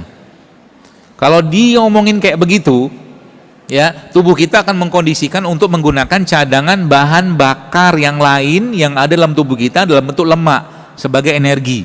Kalau nggak ngomong kita pasti kelaparan. Coba aja. Itu sebenarnya fungsi puasa itu dengan sahur itu sebenarnya. Tapi kalau kita nggak puasa, nggak apa-apa. Misalkan lagi nggak pengen puasa, tapi pengen nggak makan, Anda harus ngasih info ke dia supaya lambung tidak teriak. Ya, kalau lambung teriak dia pasti minta makan. Jadi akhirnya apa? Makan lagi, apalagi nih godaan camilan itu kan gede banget. Sesuatu yang manis itu godaan besar sekali. Ya akhirnya apa? Kita nggak makan yang padat gizi, tapi justru malah yang tinggi gula. Itu, ya. Nanti siangnya baru makan. Atau kalau perlu disetting lagi. Ya, disetting lagi apa? Disetting lagi sampai sore mungkin nggak makan, nggak apa-apa. Jadi makannya sekali aja misalkan. Tinggal Anda hitung kebutuhan, sehingga saya kebutuhan kalori orang dewasa, sehingga saya sekitar 2000-an lah, 2000-an kalori kurang lebih. Jadi sekali makan kita itu, kita bisa memenuhi itu, atau mungkin tidak penuh segitu, tapi padat gizi. Misalkan dia makannya 1500, sisanya air, sayur, atau mungkin teh tanpa gula, teh hijau tanpa gula, atau kopi tanpa gula, yang menguatkan proses autofagi tadi. Ya, seperti itu. Makanya sekarang itu lagi tren tuh di dunia itu, ya mereka nggak makan, ada yang mereka sebutnya water fasting, tapi ini kondisional sekali ya, tidak semua orang bisa ngerjakan. Artinya kalau Anda yang paling paham tubuh Anda, ini saya jelaskan kaidah umum saja. Ya misalkan bagaimana cara saya membakar lemak, gampang, 24 jam minum air putih aja terus, lemaknya akan dibakar, hormon akan di resetting lagi, ya. Dengan kita menggunakan bahan bakar kita dari lemak gitu loh. Ya karena apa? Sebagian besar dari kita sudah banyak depositnya. Jadi nggak usah disimpan terus menerus. Taunya dari mana? Tinggal dipegang sama pinggangnya. Kalau banyak lipatan, berarti kita banyak tabungan. Depositonya banyak. Ya. Itu kalau dipakai sebagai tenaga atau bahan bakar, wah keren. Jangan pula dipegang-pegang sekarang. Nanti aja. Depan saya pegang-pegang, tak bagus. Nanti aja di rumah, lihat sendiri. Pakai baju kaos, nanti ketahuan. Ya, ibu-ibu banyak-banyak olahraga deh. Ya, gini. Jadi kebanyakan ya sebenarnya karena Anda wanita ini kan dia ada hormon estrogen. Hormon estrogen itu salah satunya fungsinya adalah menjaga tulang, menjaga jantung, ya. Seiring dengan waktu dia akan menurun tuh. Kalau dia nggak dilatih Anda dengan olahraga, ya, akhirnya hormon itu akan tetap turun, tapi akhirnya jantung dan tulangnya itu akan menurun kemampuannya. Makanya banyak wanita-wanita ya perempuan itu dia mulai mengalami nyeri tulang, sendi, kropos itu 40 tahun, 45 tahun ke atas lah gitu kan ketika hormonnya sudah mulai kurang. Nah makanya itu bisa diatasi dengan apa? Dengan Anda mulai latihan. Latihan apa? Olahraga. Olahraga apa? Apa saja. Kemarin saya ngelihat terscroll gitu ya. Ada seorang ibu-ibu lah, pakai jilbab, saya cuman lihat ini siapa kok rajin banget olahraga. Kagum saya. Dia ngangkat namanya deadlift itu ngangkat barbel ya. Saya lihat ini kan 20, 30, 50, 7 sampai 110. Kuat dia. Tapi nggak gemuk loh, nggak sterek badannya. Oh ini saya bilang ini ibu udah tahu investasi masa depan, saya bilang. Jadi olahraga itu investasi masa depan Anda, untuk masa depan Anda tulang nggak keropos-keropos, badan tetap fit. Makanya mulai sekarang usahakan, kalau bahasa saya itu go sweat every day. Go sweat itu apa maksudnya? Berkeringatlah tiap hari. Entah Anda jogging kek, Anda mau sepedaan kek, Anda mau walking kek, jalan kek, apa aja, go sweat every day 30 menit sehari. Mulai dibiasakan. Ya. Dan olahraga sejatinya bukan cuman sekedar, itu menariknya. Jadi kenapa urusan tentang olahraga itu dalam Islam itu bahkan dibahas loh. Ya. Kalau kaidah umumnya Allah lebih mencintai mukmin yang kuat daripada mukmin yang lemah, ya. Salah satunya dengan cara apa? Ya tadi olahraga. Kenapa? Karena olahraga itu salah satu cara paling mudah kita untuk membangkitkan atau memicu produksi hormon bahagia. Anda pernah lihat nggak orang lagi jogging atau mungkin sprint atau naik sepedaan nangis gitu kan? Nggak ada. Ya nggak ada. Olahraga tuh pasti memberikan kebahagiaan, apalagi olahraganya bareng-bareng teman, ya kita tentunya tetap terjaga aurat ya, seperti itu. Itu masya Allah efeknya luar biasa. Jadi kalau lagi hati perlu hiburan, pergi olahraga. Apa aja olahraga yang terserah deh, ya. 30 menit sehari diusahain. Ya, apalagi Anda sudah mulai perempuan ya, ibu-ibu ini Anda mulai latihan beban. Karena beban kehidupan Anda sudah banyak, coba beban yang lain gitu loh maksudnya. Ya. Beban beban kayak dosa aneh-aneh ini juga bisa kayak begini. Begini kan? Ada begini aja, ringan. 50 kali coba. Kemang juga. Tapi kemang itu yang pegel itu yang kita cari sebenarnya. Ya, ambil ini 2 atau yang 1,5 liter, gini aja terus. Jadi nanti kokoh ininya. Ya.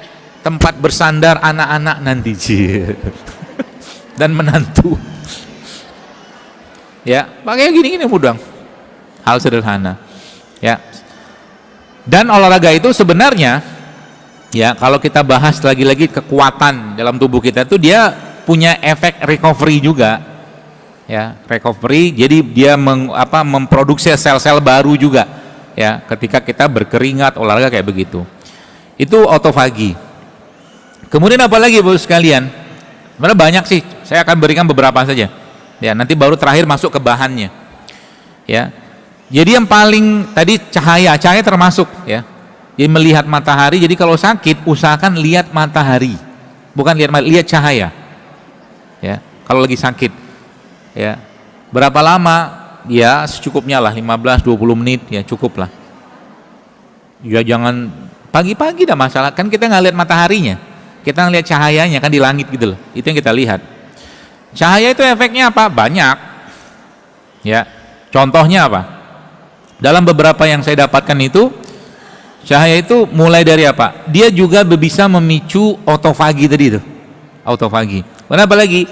Dia juga bisa memicu meningkatkan atau memperbaiki pencernaan cahaya loh, mata kita lihat cahaya itu, ya. Apalagi detox, ya. Apalagi seterusnya tuh DNA atau gen repairing, perbaikan DNA. Kemudian apalagi membangkitkan energi dalam tubuh kita, ya. Kemudian meningkatkan pembakaran lemak, cahaya doang. Apalagi Anda cahayanya sambil nge-grounding. Grounding itu maksudnya apa? Nyeker.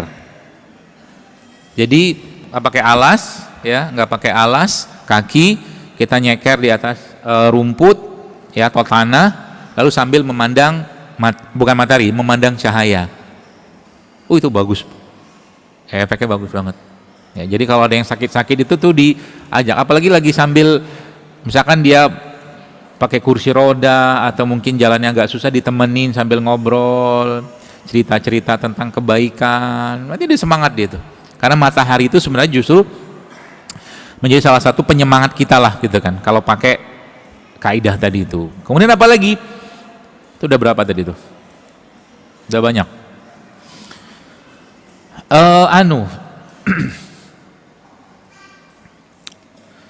Namanya tuh jam biologis, circadian clock namanya. Circadian clock itu apa, Bapak sekalian? Jadi tubuh kita itu sebenarnya sudah punya waktu-waktu tertentu dia untuk memproduksi hormon-hormon, ya. Dan hormon yang kaitannya dengan perbaikan, detox, repair apa segala macam itu paling banyak dihasilkannya di malam hari, ya. Jadi paling banyak dihasilkan di malam hari. Maka kalau tidak ada uzur, coba mulai latihan habis isya tidur. Kalau tidak ada uzur, ya, dalam arti Anda tidak ada kewajiban atau hal-hal yang harus Anda lakukan, coba mulai biasakan habis isya itu tidur. Terus kalau saya punya kerjaan gimana? Kalau saya punya PR, kerjakannya di malam hari. Di malam hari. Percayalah Anda tidak akan ngantuk kalau tidurnya cukup. Ya. Kalau tidurnya cukup. Apalagi kita sudah tersetting, ya. Tersetting apa tuh namanya, otak kita itu dengan kebiasaan tidur tertentu, itu biasanya tidurnya kurang sekalipun dia tetap bangun pada jam tertentu, betul kan? Itu dibiasain. Jadi kalau kita tidur sekarang isya jam 7:30 lah, oke lah jam 8 kita tidur, nanti jam 1, jam 2 bangun, ngobrol sama Allah. Oh indah banget, sehingga nanti malam itu menjadi waktu-waktu yang kita rindukan. Apalagi Anda bangunin suami atau suami bangunin Anda, udah dibiasain. Itu cara sehat paling mudah, bangun malam. Dan Nabi sudah jelaskan sholat malam, apalagi Nabi jelaskan sholat malam itu kata Nabi SAW bisa mengusir penyakit, kata Nabi. Dan kalau kemarin saya tulis di Instagram tentang air mata, itu waktu terbaik Anda menangis, paling baik, ya. Air mata itu akan sebenarnya terus efeknya sampai kemana? Kata guru saya begini, karena beliau punya kaidah sendiri dalam memahami penyakit, ya. Dia bilang begini, orang-orang yang kolesterolnya itu tinggi, dia bilang itu kecenderungannya, kata beliau dari pengalaman beliau tentunya, itu subhanallah kata beliau, itu orang-orang yang hatinya keras, dia bilang nggak bisa dia pokoknya pendapat dia itu yang paling benar. Itu kenapa yang saya tulis di IG kemarin itu sebenarnya, ya, hati liver, ya, karena liver itu kan salah satu fungsinya memetabolisme lemak kan, ya. Dia emang ada kaitan juga, semua organ itu kalau dalam kaidah, ya, di luar medis biasa lah, ya, itu pasti ada emosi yang tersembunyi di situ, semua organ tadi itu, ya. Di mana bisa melihat emosi tadi itu? Ya dari penyakit. Karakter penyakit itu sebenarnya karakter emosinya. Nah, gitu. Karakter penyakit seseorang itu adalah karakter emosinya. atau dalam kaitan apa? Emosinya itu mungkin berlebihan, ya, sedihnya berlebihan, takutnya berlebihan, ya. Apalagi marahnya berlebihan, dendamnya berlebihan, maka pasti akan ada konsekuensi buat organ di dalam tubuhnya. Makanya kita harus punya standar hidup kalau mungkin kaitannya dengan orang lain. Maksudnya apa? Kalau diomongin sama orang lain, Anda sudah mulai harus Anda sudah mulai harus pakai tadi feeling dilating. Gak usah pakai rasa. Lu mau ngomong apa juga, sok, silakan. Gitu loh. Itu maksudnya. Gak usah pakai perasaan. Biarin aja dia ngomong, suka-suka aja. Makasih ya. Nah, gitu-gitu loh. Supaya apa?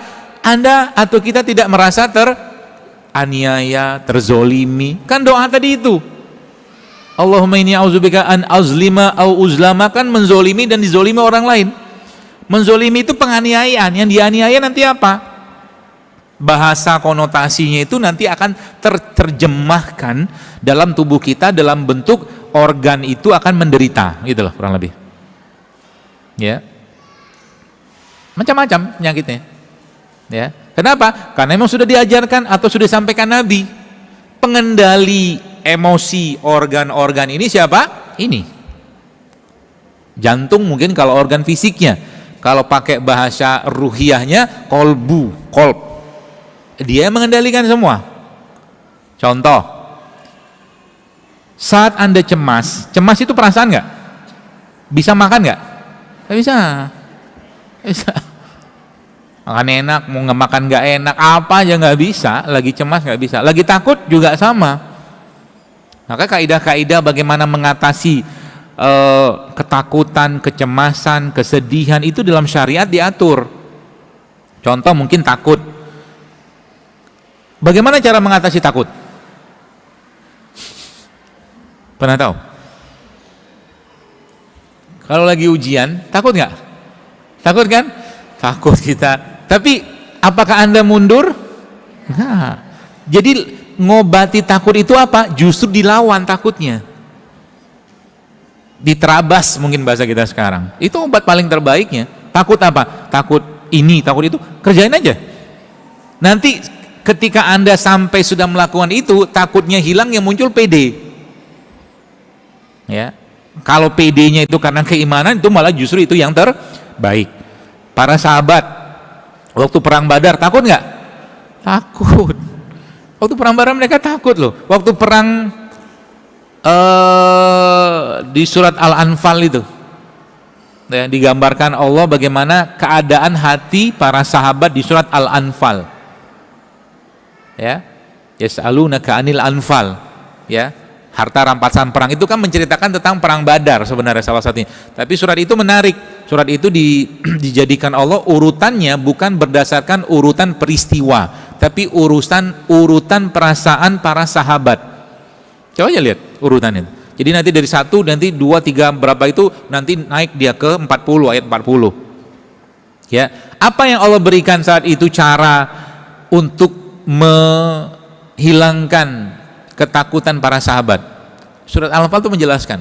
Salah satunya apa? Allah turunkan hujan. Di hujan itu punya fungsi dalam Islam yang disebutkan Allah dalam Al-Quran. Dia menghilangkan ketakutan. Dia menguatkan hati kalian. Dia menyatukan hati-hati kalian. Itu fungsi hujan. Banyak lagi, ada 4 yang disebut dalam Al-Quran. Dalam Al-Quran menyebutkan secara khusus 4 fungsi hujan. Ya. Jadi kalau lagi sekarang kan belum banyak hujan nih, lagi panas, masya Allah. Ya, kalau lagi hujan, hujannya sudah mulai redup, bukan redup, sudah mulai tidak panas banget airnya itu, mandilah hujan. Bergandengan tangan bersama suami dan istri, cari pohon, film India. Gua. Itu salah satu cara ya untuk apa? Untuk menguatkan hati kembali. Itu Al-Quran yang bilang. Dia akan mengikat kembali hati-hati kalian. Kata Allah dalam Al-Quran seperti itu. Itu fungsi hujan, menghilangkan takut, ya, masya Allah kan? Itu fitur-fitur di alam semesta, ya. Apalagi kalau Anda yang, kalau saya apa bahasa itu? Ada gila-gilanya sedikit gitu lah. Apa gila-gilanya? Ngobrol sama pohon, bilang terima kasih sama dia. Makasih ya, udah bantu kami menghirup oksigen dari fotosintesis. Bener kan? Kira-kira dia paham nggak? Paham. Paham. Kenapa saya bilang saya paham? Orang pohon di zaman Nabi SAW itu kurma itu menangis. Ada loh kisah pohon kurma menangis waktu dia tidak dijadikan lagi sandaran buat Rasulullah SAW. Pohon itu menangis. Saya nggak tahu nangisnya gimana. Cuman sahabat seperti mendengar orang menangis. Wallah, ada hadisnya itu. Beneran. Jadi mereka tuh makhluk hidup.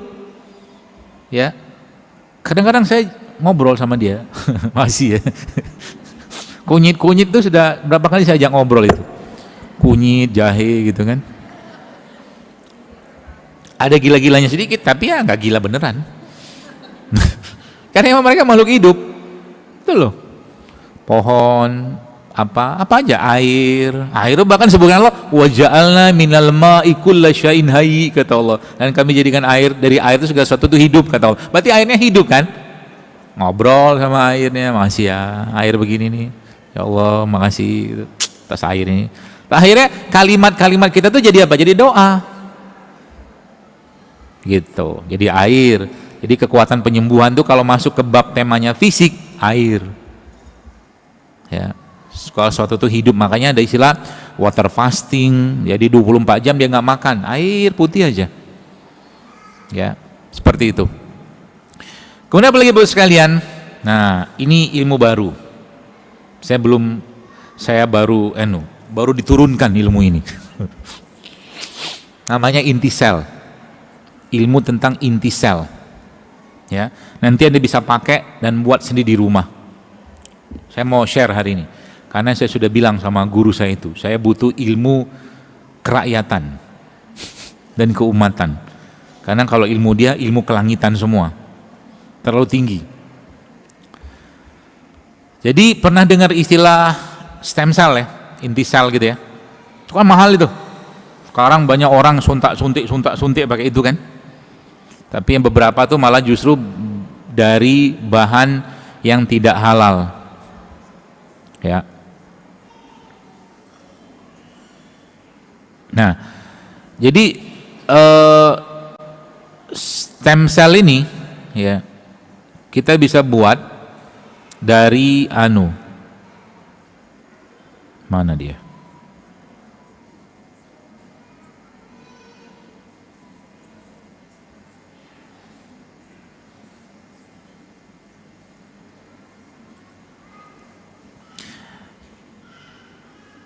Dari buah-buahan.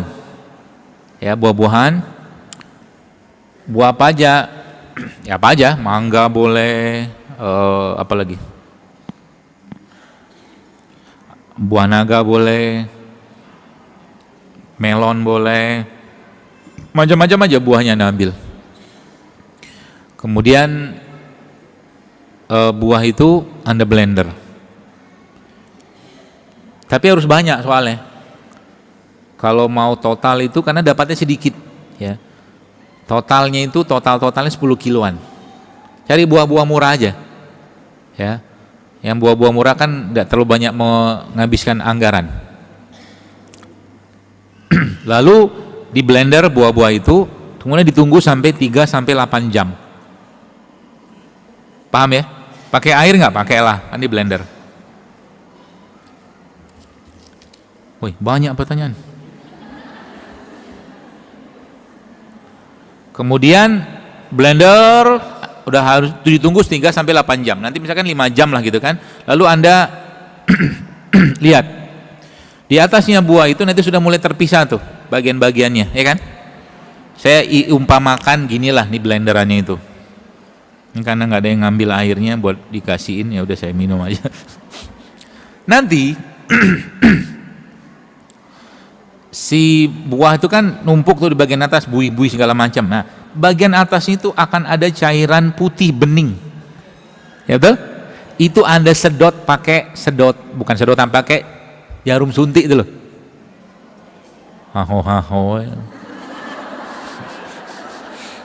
Oh, kebayang ya?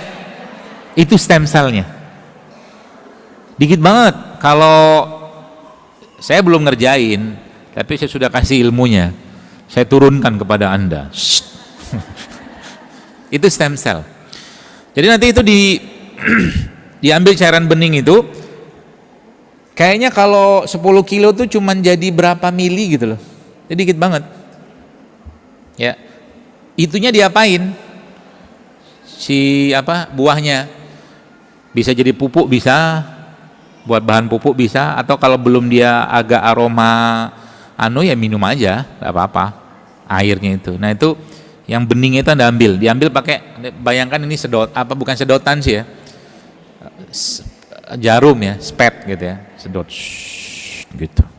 Nah, itu kalau itu buat flek muka, keren. Oh ya Allah, ya Allah. Kalau sudah urusan kecantikan cepet banget responnya ya. Dioles. Ya, dioles. Itu. Nah, itu jadi sebenarnya buah-buahan itu inti selnya itu nggak banyak. Inti selnya nggak banyak. Inti sel pada buah-buahan itu justru malah letaknya ada pada biji. Misalkan kayak mangga. Mangga tuh kalau Anda makan mangga, karena bijinya kan, di dalam biji tungkupnya itu kan ada biji lagi kan. Nah, itu intinya tuh. Itu kalau Anda mau makan bagus. Rasanya agak-agak sepet memang, tapi bagus. Itu intinya. Jadi dalam kuliah goib terakhir saya itu, kuliah beneran bukan goib. Kalau kuliah goib kan kuliah online, saya bilang kuliah goib itu. Itu ternyata memang itu tadi, stem cell itu kalau sakit minumnya sehari 100 mili, 100 cc. Kalau nggak sakit hari-hari ya dihemat-hemat aja. Karena dikit ya bahang itu kan. Jadi salah satu buah apa sayur ya? Buah lah ya. Yang paling atau seluruh selnya itu adalah sel inti. Nah, nih keren nih. Mau saya kasih tahu. Itu ternyata kurma. Kurma itu seluruh selnya adalah intinya. Jadi kalau Anda makan kurma, kalau bisa biji kurma itu dibikin seduhan kopi itu bagus. Jadi Anda makan sama-sama intinya. Sudah pernah saya jelaskan cara bikinnya di Instagram. Coba dilihat di reelnya saya. Itu cuma disangrai, nanti kalau beli kurma itu disangrai, dikeringkan, habis itu di blender pakai food processor. Jadi minum kopi kurma, makan kurmanya. Inti sel. Karena banyak yang kita makan. Jadi gini ya, saya kasih tahu ya, kenapa ada istilah saya, mungkin Anda yang pernah dengar, meskipun beberapa istilah ini tuh orang nggak sepakat, tapi saya pakai istilah ini supaya lebih gampang dipahami aja. Istilah itu makanan sampah gitu loh. Makanan sampah tahu ya, makanan-makanan olahan yang berlimpah. Ya, makanan secara umum kita tetap menghargai, tapi maksud saya itu kita compare dengan makanan aslinya. Ya, contoh mungkin kalau orang makan sosis, nugget, misalkan gitu kan, itu kan sudah olahan sekali kan. Tepungnya lah, penyedapnya, segala macam pengawet, misalkan kayak begitu. Nah, mangga, contoh nih mangga saja, itu intinya itu cuma 30% loh. Ini real food ya, buah asli. Intinya satu mangga itu sendiri itu cuma 30%, sisanya serat, gula. Bagaimana dengan makanan olahan? Ada intinya nggak? Nyawanya udah nggak ada. Apa maksudnya? Untuk makanan yang masih ada. Saya pikir ngasih surat kajiannya sudah selesai gitu kan. Alhamdulillah. Indikator kajian kesehatan itu sudah mulai menampakkan hasil, nggak banyak pertanyaan. Berarti sudah mulai sehat gitu maksudnya. Itu indikator saya. Kalau masih banyak yang tanya, berarti masih banyak yang perlu perawatan. Ya, belum berjemur mungkin gitu kan. Nah gitu, itu mangga ya. Jadi bayangin makanan-makanan yang nggak ada nyawa. Coba. Akhirnya manusia itu hampir-hampir seperti manusia tanpa nyawa. Yang dimakan sudah tidak adalah intinya lagi, semuanya mangga misalkan, mangga sisanya serat, gula. Intinya itu ada pada bijinya, biji kita nggak makan.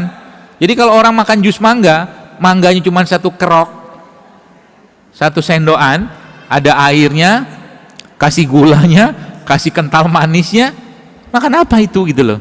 Sehingga apa yang terjadi? Kehidupannya tanpa nyawa. Nggak ada semangat-semangatnya. Makanya makanan itu memang pengaruhi, beneran. Ya, makanan itu mempengaruhi. Itu ya kurma. Kemudian satu lagi sebenarnya. Jadi kalau membahas tentang biji-bijian, nah ini Bapak Ibu sekarang saran saya, jadi ada satu lagi nih, saya mau kasih tahu. Salah satu tumbuhan yang itu Masya Allah ya, dia punya manfaat yang spektakuler. Baik untuk tanah, ataupun dia punya kandungan pada bijinya, yaitu apa? Biji bunga matahari. Kuaci ya? Itu bagus ya, biji bunga matahari ya, tapi cari kuaci yang sehat, jangan pakai penyedap. Di depan belum ada yang jual, di bazar depan belum ada yang jual biji bunga matahari. Karena sekarang banyakkan kuaci-kuaci pun kasih pemanis buatan lah. Aduh, saya bilang coba bikin kuaci sehat, kuaci inti. Kan kuaci itu atau biji bunga matahari itu inti selnya banyak sekali ya, itu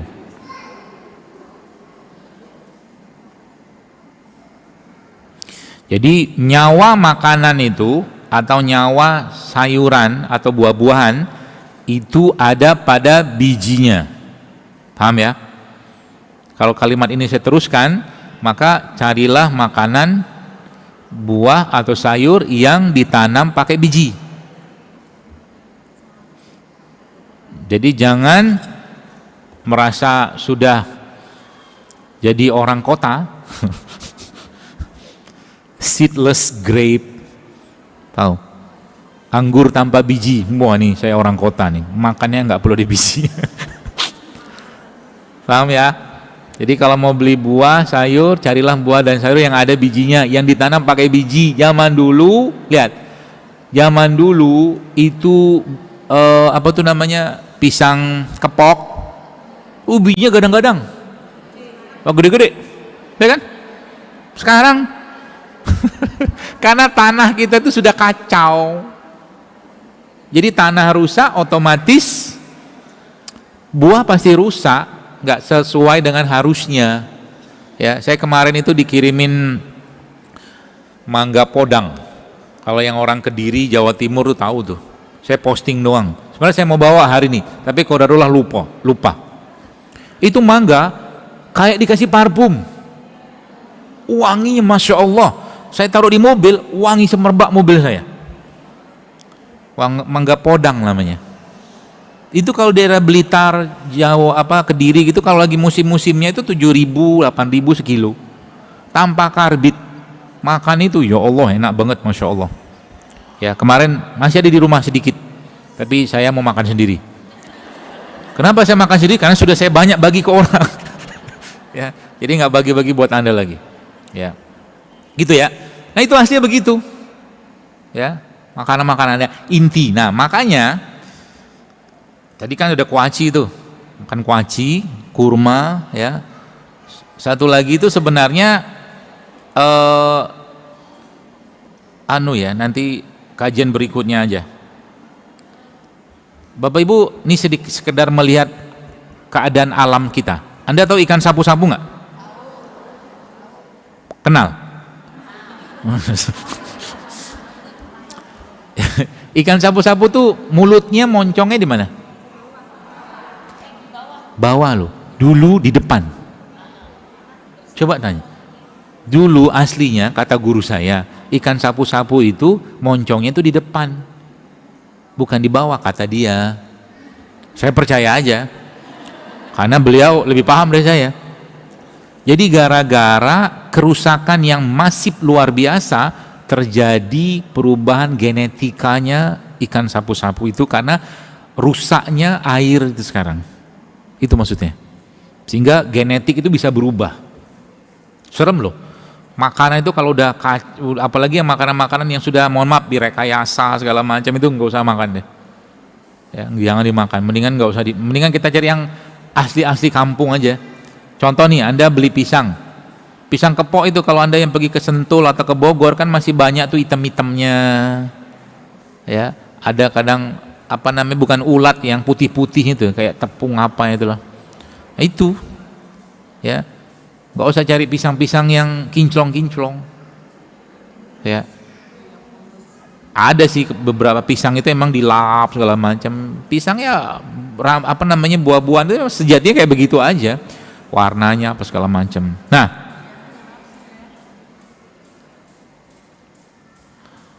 apa lagi ya, nanti kajian berikutnya saya kasih resep yang lebih canggih lagi. Tapi sekarang cukup itu dulu. Satu lagi, nah ini dia nih. Satu lagi ini dari kemarin beberapa waktu lalu itu yang saya dapatkan ya dari beliau, itu salah satu sumber ini. Kalau kita bicara tentang penyembuhan ya, kalau babnya tentang penyembuhan, maka kita butuh bahan-bahan bakunya. Ya, bahan baku tadi sudah intisel ya, intisel segala macam saya jelaskan tadi. Kemudian dari biji-bijian. Jadi biji-bijian itu Anda mulai perbanyak makan. Ya, termasuk ada satu bunga yang dia punya antioksidan tinggi, intiselnya juga banyak, dan dia juga punya efek relaksasi. Ya, ada dua nih. Ini coba Anda nanti mulai konsumsi. Yang pertama itu bunga lawang, yang bintang itu, star anis, ya kan? Satu itu, yang kedua bangle. Bangle tahu ya? Itu saya dulu awalnya menduga salah satu rimpang terbaik itu adalah kunyit. Iya sih terbaik. Cuman di atasnya kunyit itu justru malah yang saya tanyakan waktu itu adalah justru malah bangle ini. Rasanya agak-agak pahit sih. Ya. Dulu biasanya bangle itu digantung. Betul kan? Buat ngusir-ngusir makhluk-makhluk gitu kan? Iya betul gak? Anda tahu kenapa gak? Karena memang dia punya aromanya itu. Nah, aromanya itu memang efek aromatiknya itu tuh kuat, jadi nggak disukai oleh makhluk-makhluk itu gitu loh.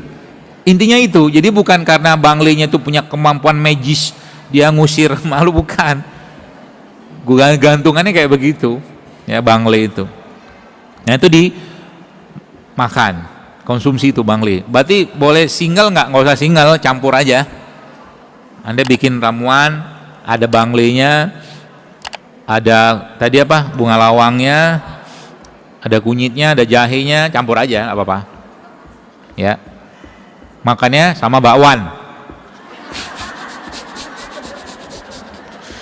Saya kadang-kadang hampir putus asa gitu, mengajak orang untuk mengurangi gorengan, hampir, tapi saya tidak akan pernah putus asa. La taqnatu min rahmatillah, kata Allah. Jangan kau putus asa di rahmat Allah. Pada satu titik mereka akan sadar gitu. Kabar baik dari Allah begitulah gitu kan. Gitu ya. Kita sampai jam 11, dikit lagi. Nah, jadi sebenarnya Bapak sekalian, Anda tahu kelapa kopior? Kelapa kopior itu kenapa terjadi begitu? Itu tuh kelapa malnutrisi sebenarnya. Tapi dia justru malah banyak bakterinya, bagus. Dan dia kan sebenarnya bukan kelapa yang diambil kemudian dikopiorin, kan nggak gitu. Memang dari sononya udah kopior, ya kan? Nah, itu bagus itu buat asupan bakteri dalam pencernaan kita. Sayang di depan nggak ada yang jual. Di depan ada bazar, nanti main-main lah ke depan. Tengok-tengok di depan itu saudara kita yang jualan itu jualannya apa saja. Kalau bisa Anda bikin bahagia mereka. Bahagianya pedagang apa? Dibeli. Nah, belilah satu. Ya. Jualannya banyak. Dan ini saya pengen nanti ke depan tuh kita sudah mulai kajian-kajian gitu kan, ada bazar-bazar sehatnya, nanti bikin komunitas sehatnya, gitu keren kan? Jadi pelan-pelan kita bener ini urusan makanan yang dibahas secara khusus dalam Quran, beneran loh, ya. Ngajinya sekali-sekali yang lain, biar ustadz-ustadznya nggak pada obesitas. Saya sering bilang dengan beberapa teman-teman ustadz, gimana nggak gemuk? Malam habis kajian diajak makan, makannya nasi.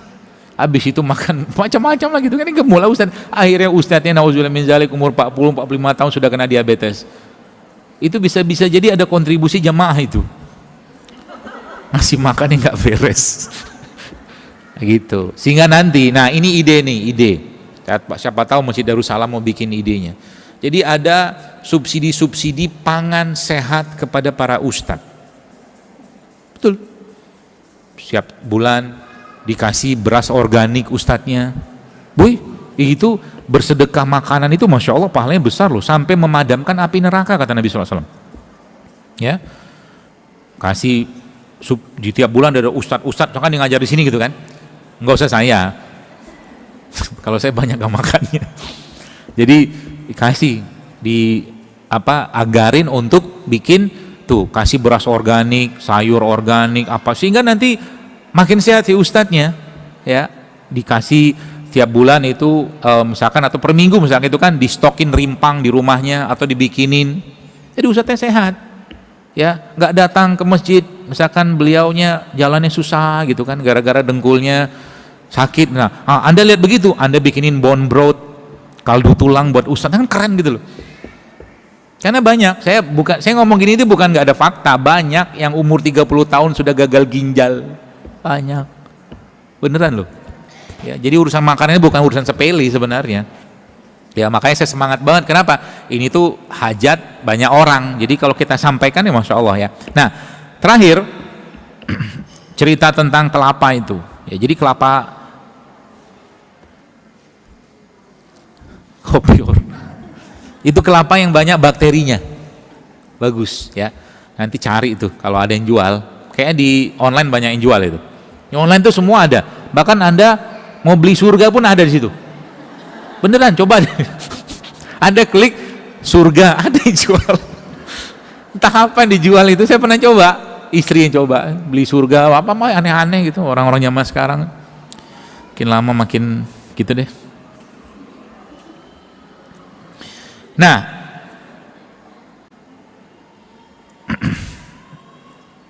kelapa ya. Jadi kelapa itu, ini ada ilmu kelapa, perkelapaan. Nanti kalau saya nggak baca nggak apa-apa ya pertanyaannya. Mau dibaca pertanyaannya atau dijawab atau mau ilmunya? Alhamdulillah. Oke. Nanti saya baca sebagian.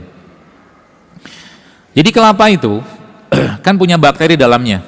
Ini ilmu baru lagi nih. Jadi kelapa yang paling bagus bakterinya itu kelapa kopior.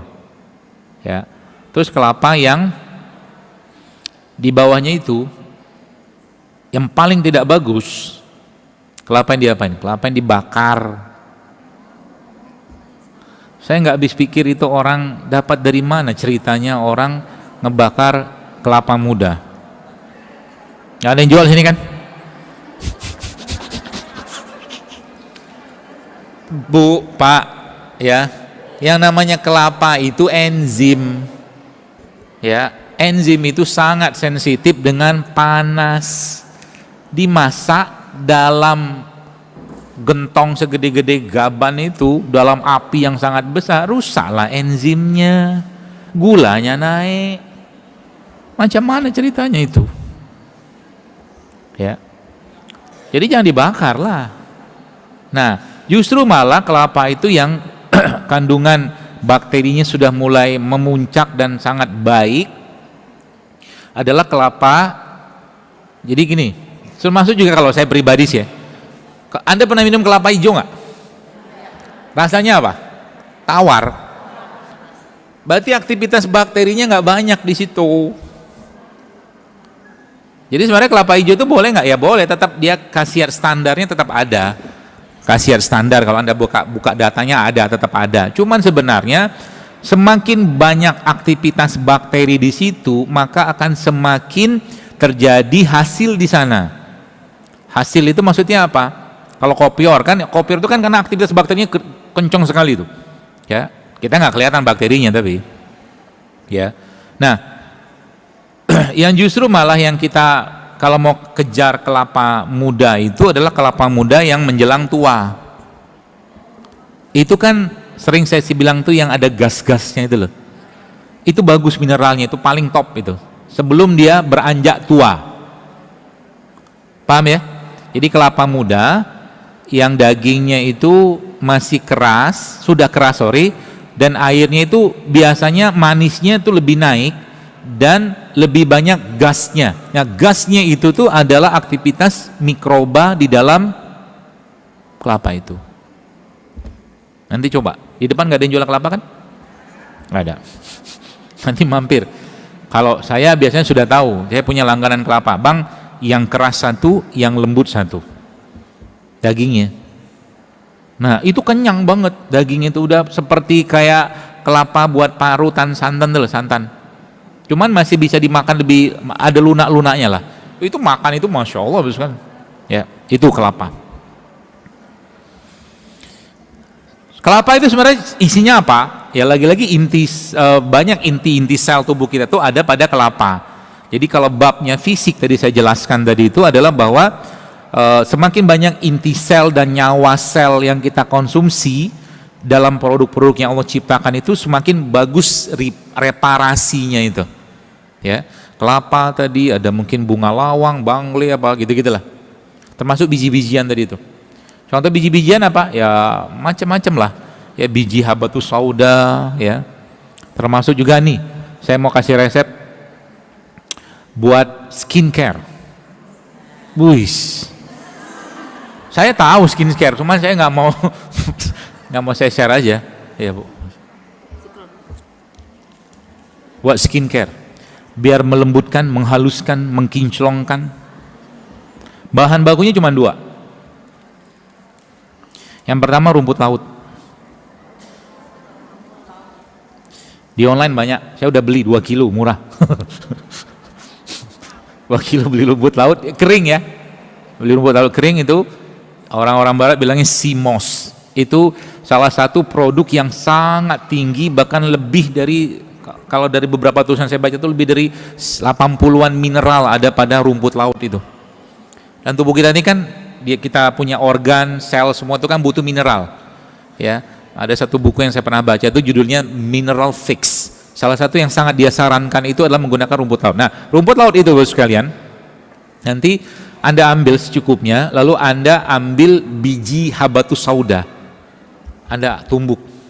Ya, hancurin dulu, nanti di blender sama rumput laut tadi, kasih air. Atau kalau nggak air bisa banyak-banyak supaya nanti jadi gel. Kebayang nggak? Habatus sauda mungkin ya 1-2 sendok makan, masukin dalam blenderan yang kecil, besar juga nggak apa-apa, supaya airnya jangan banyak-banyak. Rumput laut dimasukin, nanti dia bentuknya jadi gel. Nah, gel itu bisa Anda buat ini muka, buat rambut juga bagus, nyuburkan rambut gitu-gitulah ya. Buat yang apa namanya hitam-hitam itu juga bagus, apalagi nanti di situ Anda tambahkan sedikit sama madu ya, seperti itu. Mudah kan? Mudah. Banyak sebenarnya. Skincare alam itu banyak banget. Ya. Asal jangan kita terkecoh aja. Kalau Anda yang pernah lihat story-nya saya, ya, saya pernah bilang sebenarnya kita tuh nggak butuh-butuh banget sunscreen. Sunscreen. Apa tuh? Kita tuh kan tabir surya. Kalau temanya menurut saya pribadi ya, kalau temanya tuh urusan nanti ini ozon bolong apalah segala macam gitu, yang paling banyak kena kanker itu petani-petani di sawah itu lah, yang kadang-kadang mereka nyangkul pakai baju. Betul gak? Tubuh kita itu ketika sinar panas semakin banyak, melatonin yang melindungi kulit itu semakin banyak juga dihasilkan. Itu otomatisasinya, bukan dikasih sunscreen. Gitu. Kalau pakai sunscreen, cari sunscreen yang natural, Coba lihat sekarang itu isinya apa? Kimia lagi, sintetik lagi gitu loh. Tiap hari begitu aja. Ketakutan dengan sinar matahari. Ya. Padahal sinar matahari udah kita bahas kan, dia justru malah bikin bahagia kan? Gitu loh.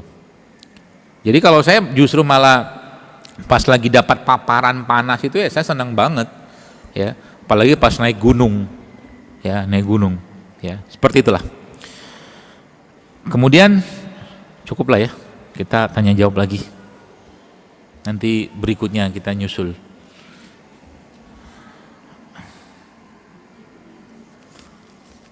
Sampai jam berapa ya, Bu? Sampai jam 11. Sekarang jam 10 menit lagi. Mau dibaca apa nggak usah?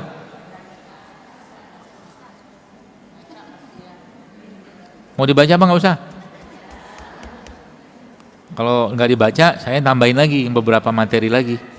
Karena dibaca juga nggak bakal selesai. Atau ini mau saya bikin live IG? Saya jawab. Nanti saya kasih tahu. Masjid Darussalam, jawaban pertanyaannya jam segini, live IG. Ya dikasih tahu dulu lah. Habis itu IG-nya saya delete. Anunya, live-nya. Gitu, biar pada nonton. Gitu ya. Ini nggak usah dibaca ya. Ikhlas ya. Ridho ya. Alhamdulillah. Tapi saya itu orangnya kasihanan.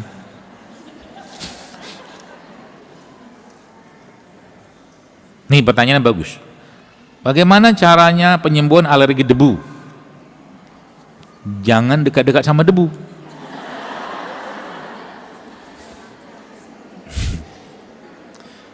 Sebenarnya alergi itu bab yang insya Allah ya, bukan saya meremehkan, itu simple banget sebenarnya, beneran. Karena kata kuncinya pada alergian itu adalah pada pencernaan, udah itu aja. Kalau pencernaannya bagus, pasti lama-lama alerginya hilang. Saya punya sahabat, saya itu dulunya dia cerita dia tuh alergi udang. Tapi mudah-mudahan kita nggak alergi duit ya. Ada duit gatal-gatal gitu, pegang duit gatal-gatal, janganlah. Ya. Jadi dia cerita itu alergi udang loh sekalian. Subhanallah, akhirnya karena ngerti ilmunya, sekarang bisa makan udang, sejadi-jadinya dia makan udang. Bisa. Ya. Kuncinya di mana? Nah, ini kuncinya nih. Kuncinya Anda harus bersihkan usus. Ya, bersihkan usus itu caranya banyak. Dulu pernah saya jelaskan di sini. Cara paling gampang namanya enema. Enema kolon. Enema kolon itu gambarannya begini. Jadi gambarannya ya, jangan dibayangkan. Jadi kayak infus, air, bisa pakai kopi, ada takarannya ya. Nanti di browsing bisa banyak kita yang jelaskan. Jadi enema itu kan ada cairan infus kurang lebih sekitar 700-600 mili cc air. Itu dikasih air, cari air yang bagus, yang bersih, terus nanti dikasih selang kayak infus itu, nanti ada bawahnya selang tuh kayak kayak beginilah buat selang itu, nanti dimasukkan ke dalam anus. Tapi dikasih lotion dulu. Ya, kerjain sendiri aja. Ya, itu posisinya bisa posisi kita duduk, jongkok, miring juga bisa. Itu udah banyak dikenal. Itu cara bersih usus paling gampang. Bahannya bisa macam-macam, bisa pakai air, bisa pakai kopi. Makanya di sana ada namanya enema kopi. Jadi kopi itu ketika dimasukkan ke dalam tubuh kita melalui anus, ya, itu nggak panjang kok, sedikit segini doang dia punya. Itu kalau Anda browsing jualan online enema set, itu banyak yang jual tuh. Banyak yang jual. Sama itunya, bahkan sama kopinya. Aslinya dia nggak pakai kopi juga bisa, pakai air biasa juga bisa. Itu bagus sekali untuk membersihkan usus. Ya, itu. Termasuk yang mohon maaf, misalkan ada jerawat-jerawatan yang alergi kayak begini, itu dicuci usus namanya. Kerjain sendiri aja. Ya. Pakai kopi. Kemudian itu yang pertama. Yang kedua apa? Itu cara mekanik. Yang kedua ya pakai air kelapa tadi itu. Kayak air kelapa tadi. Jadi air kelapa itu Anda bukan buat itunya ya, bukan buat enemanya, tapi buat diminum. Rutinkan minum air kelapa, terutama air kelapa yang tadi yang muda menjelang tua itu loh. Ya.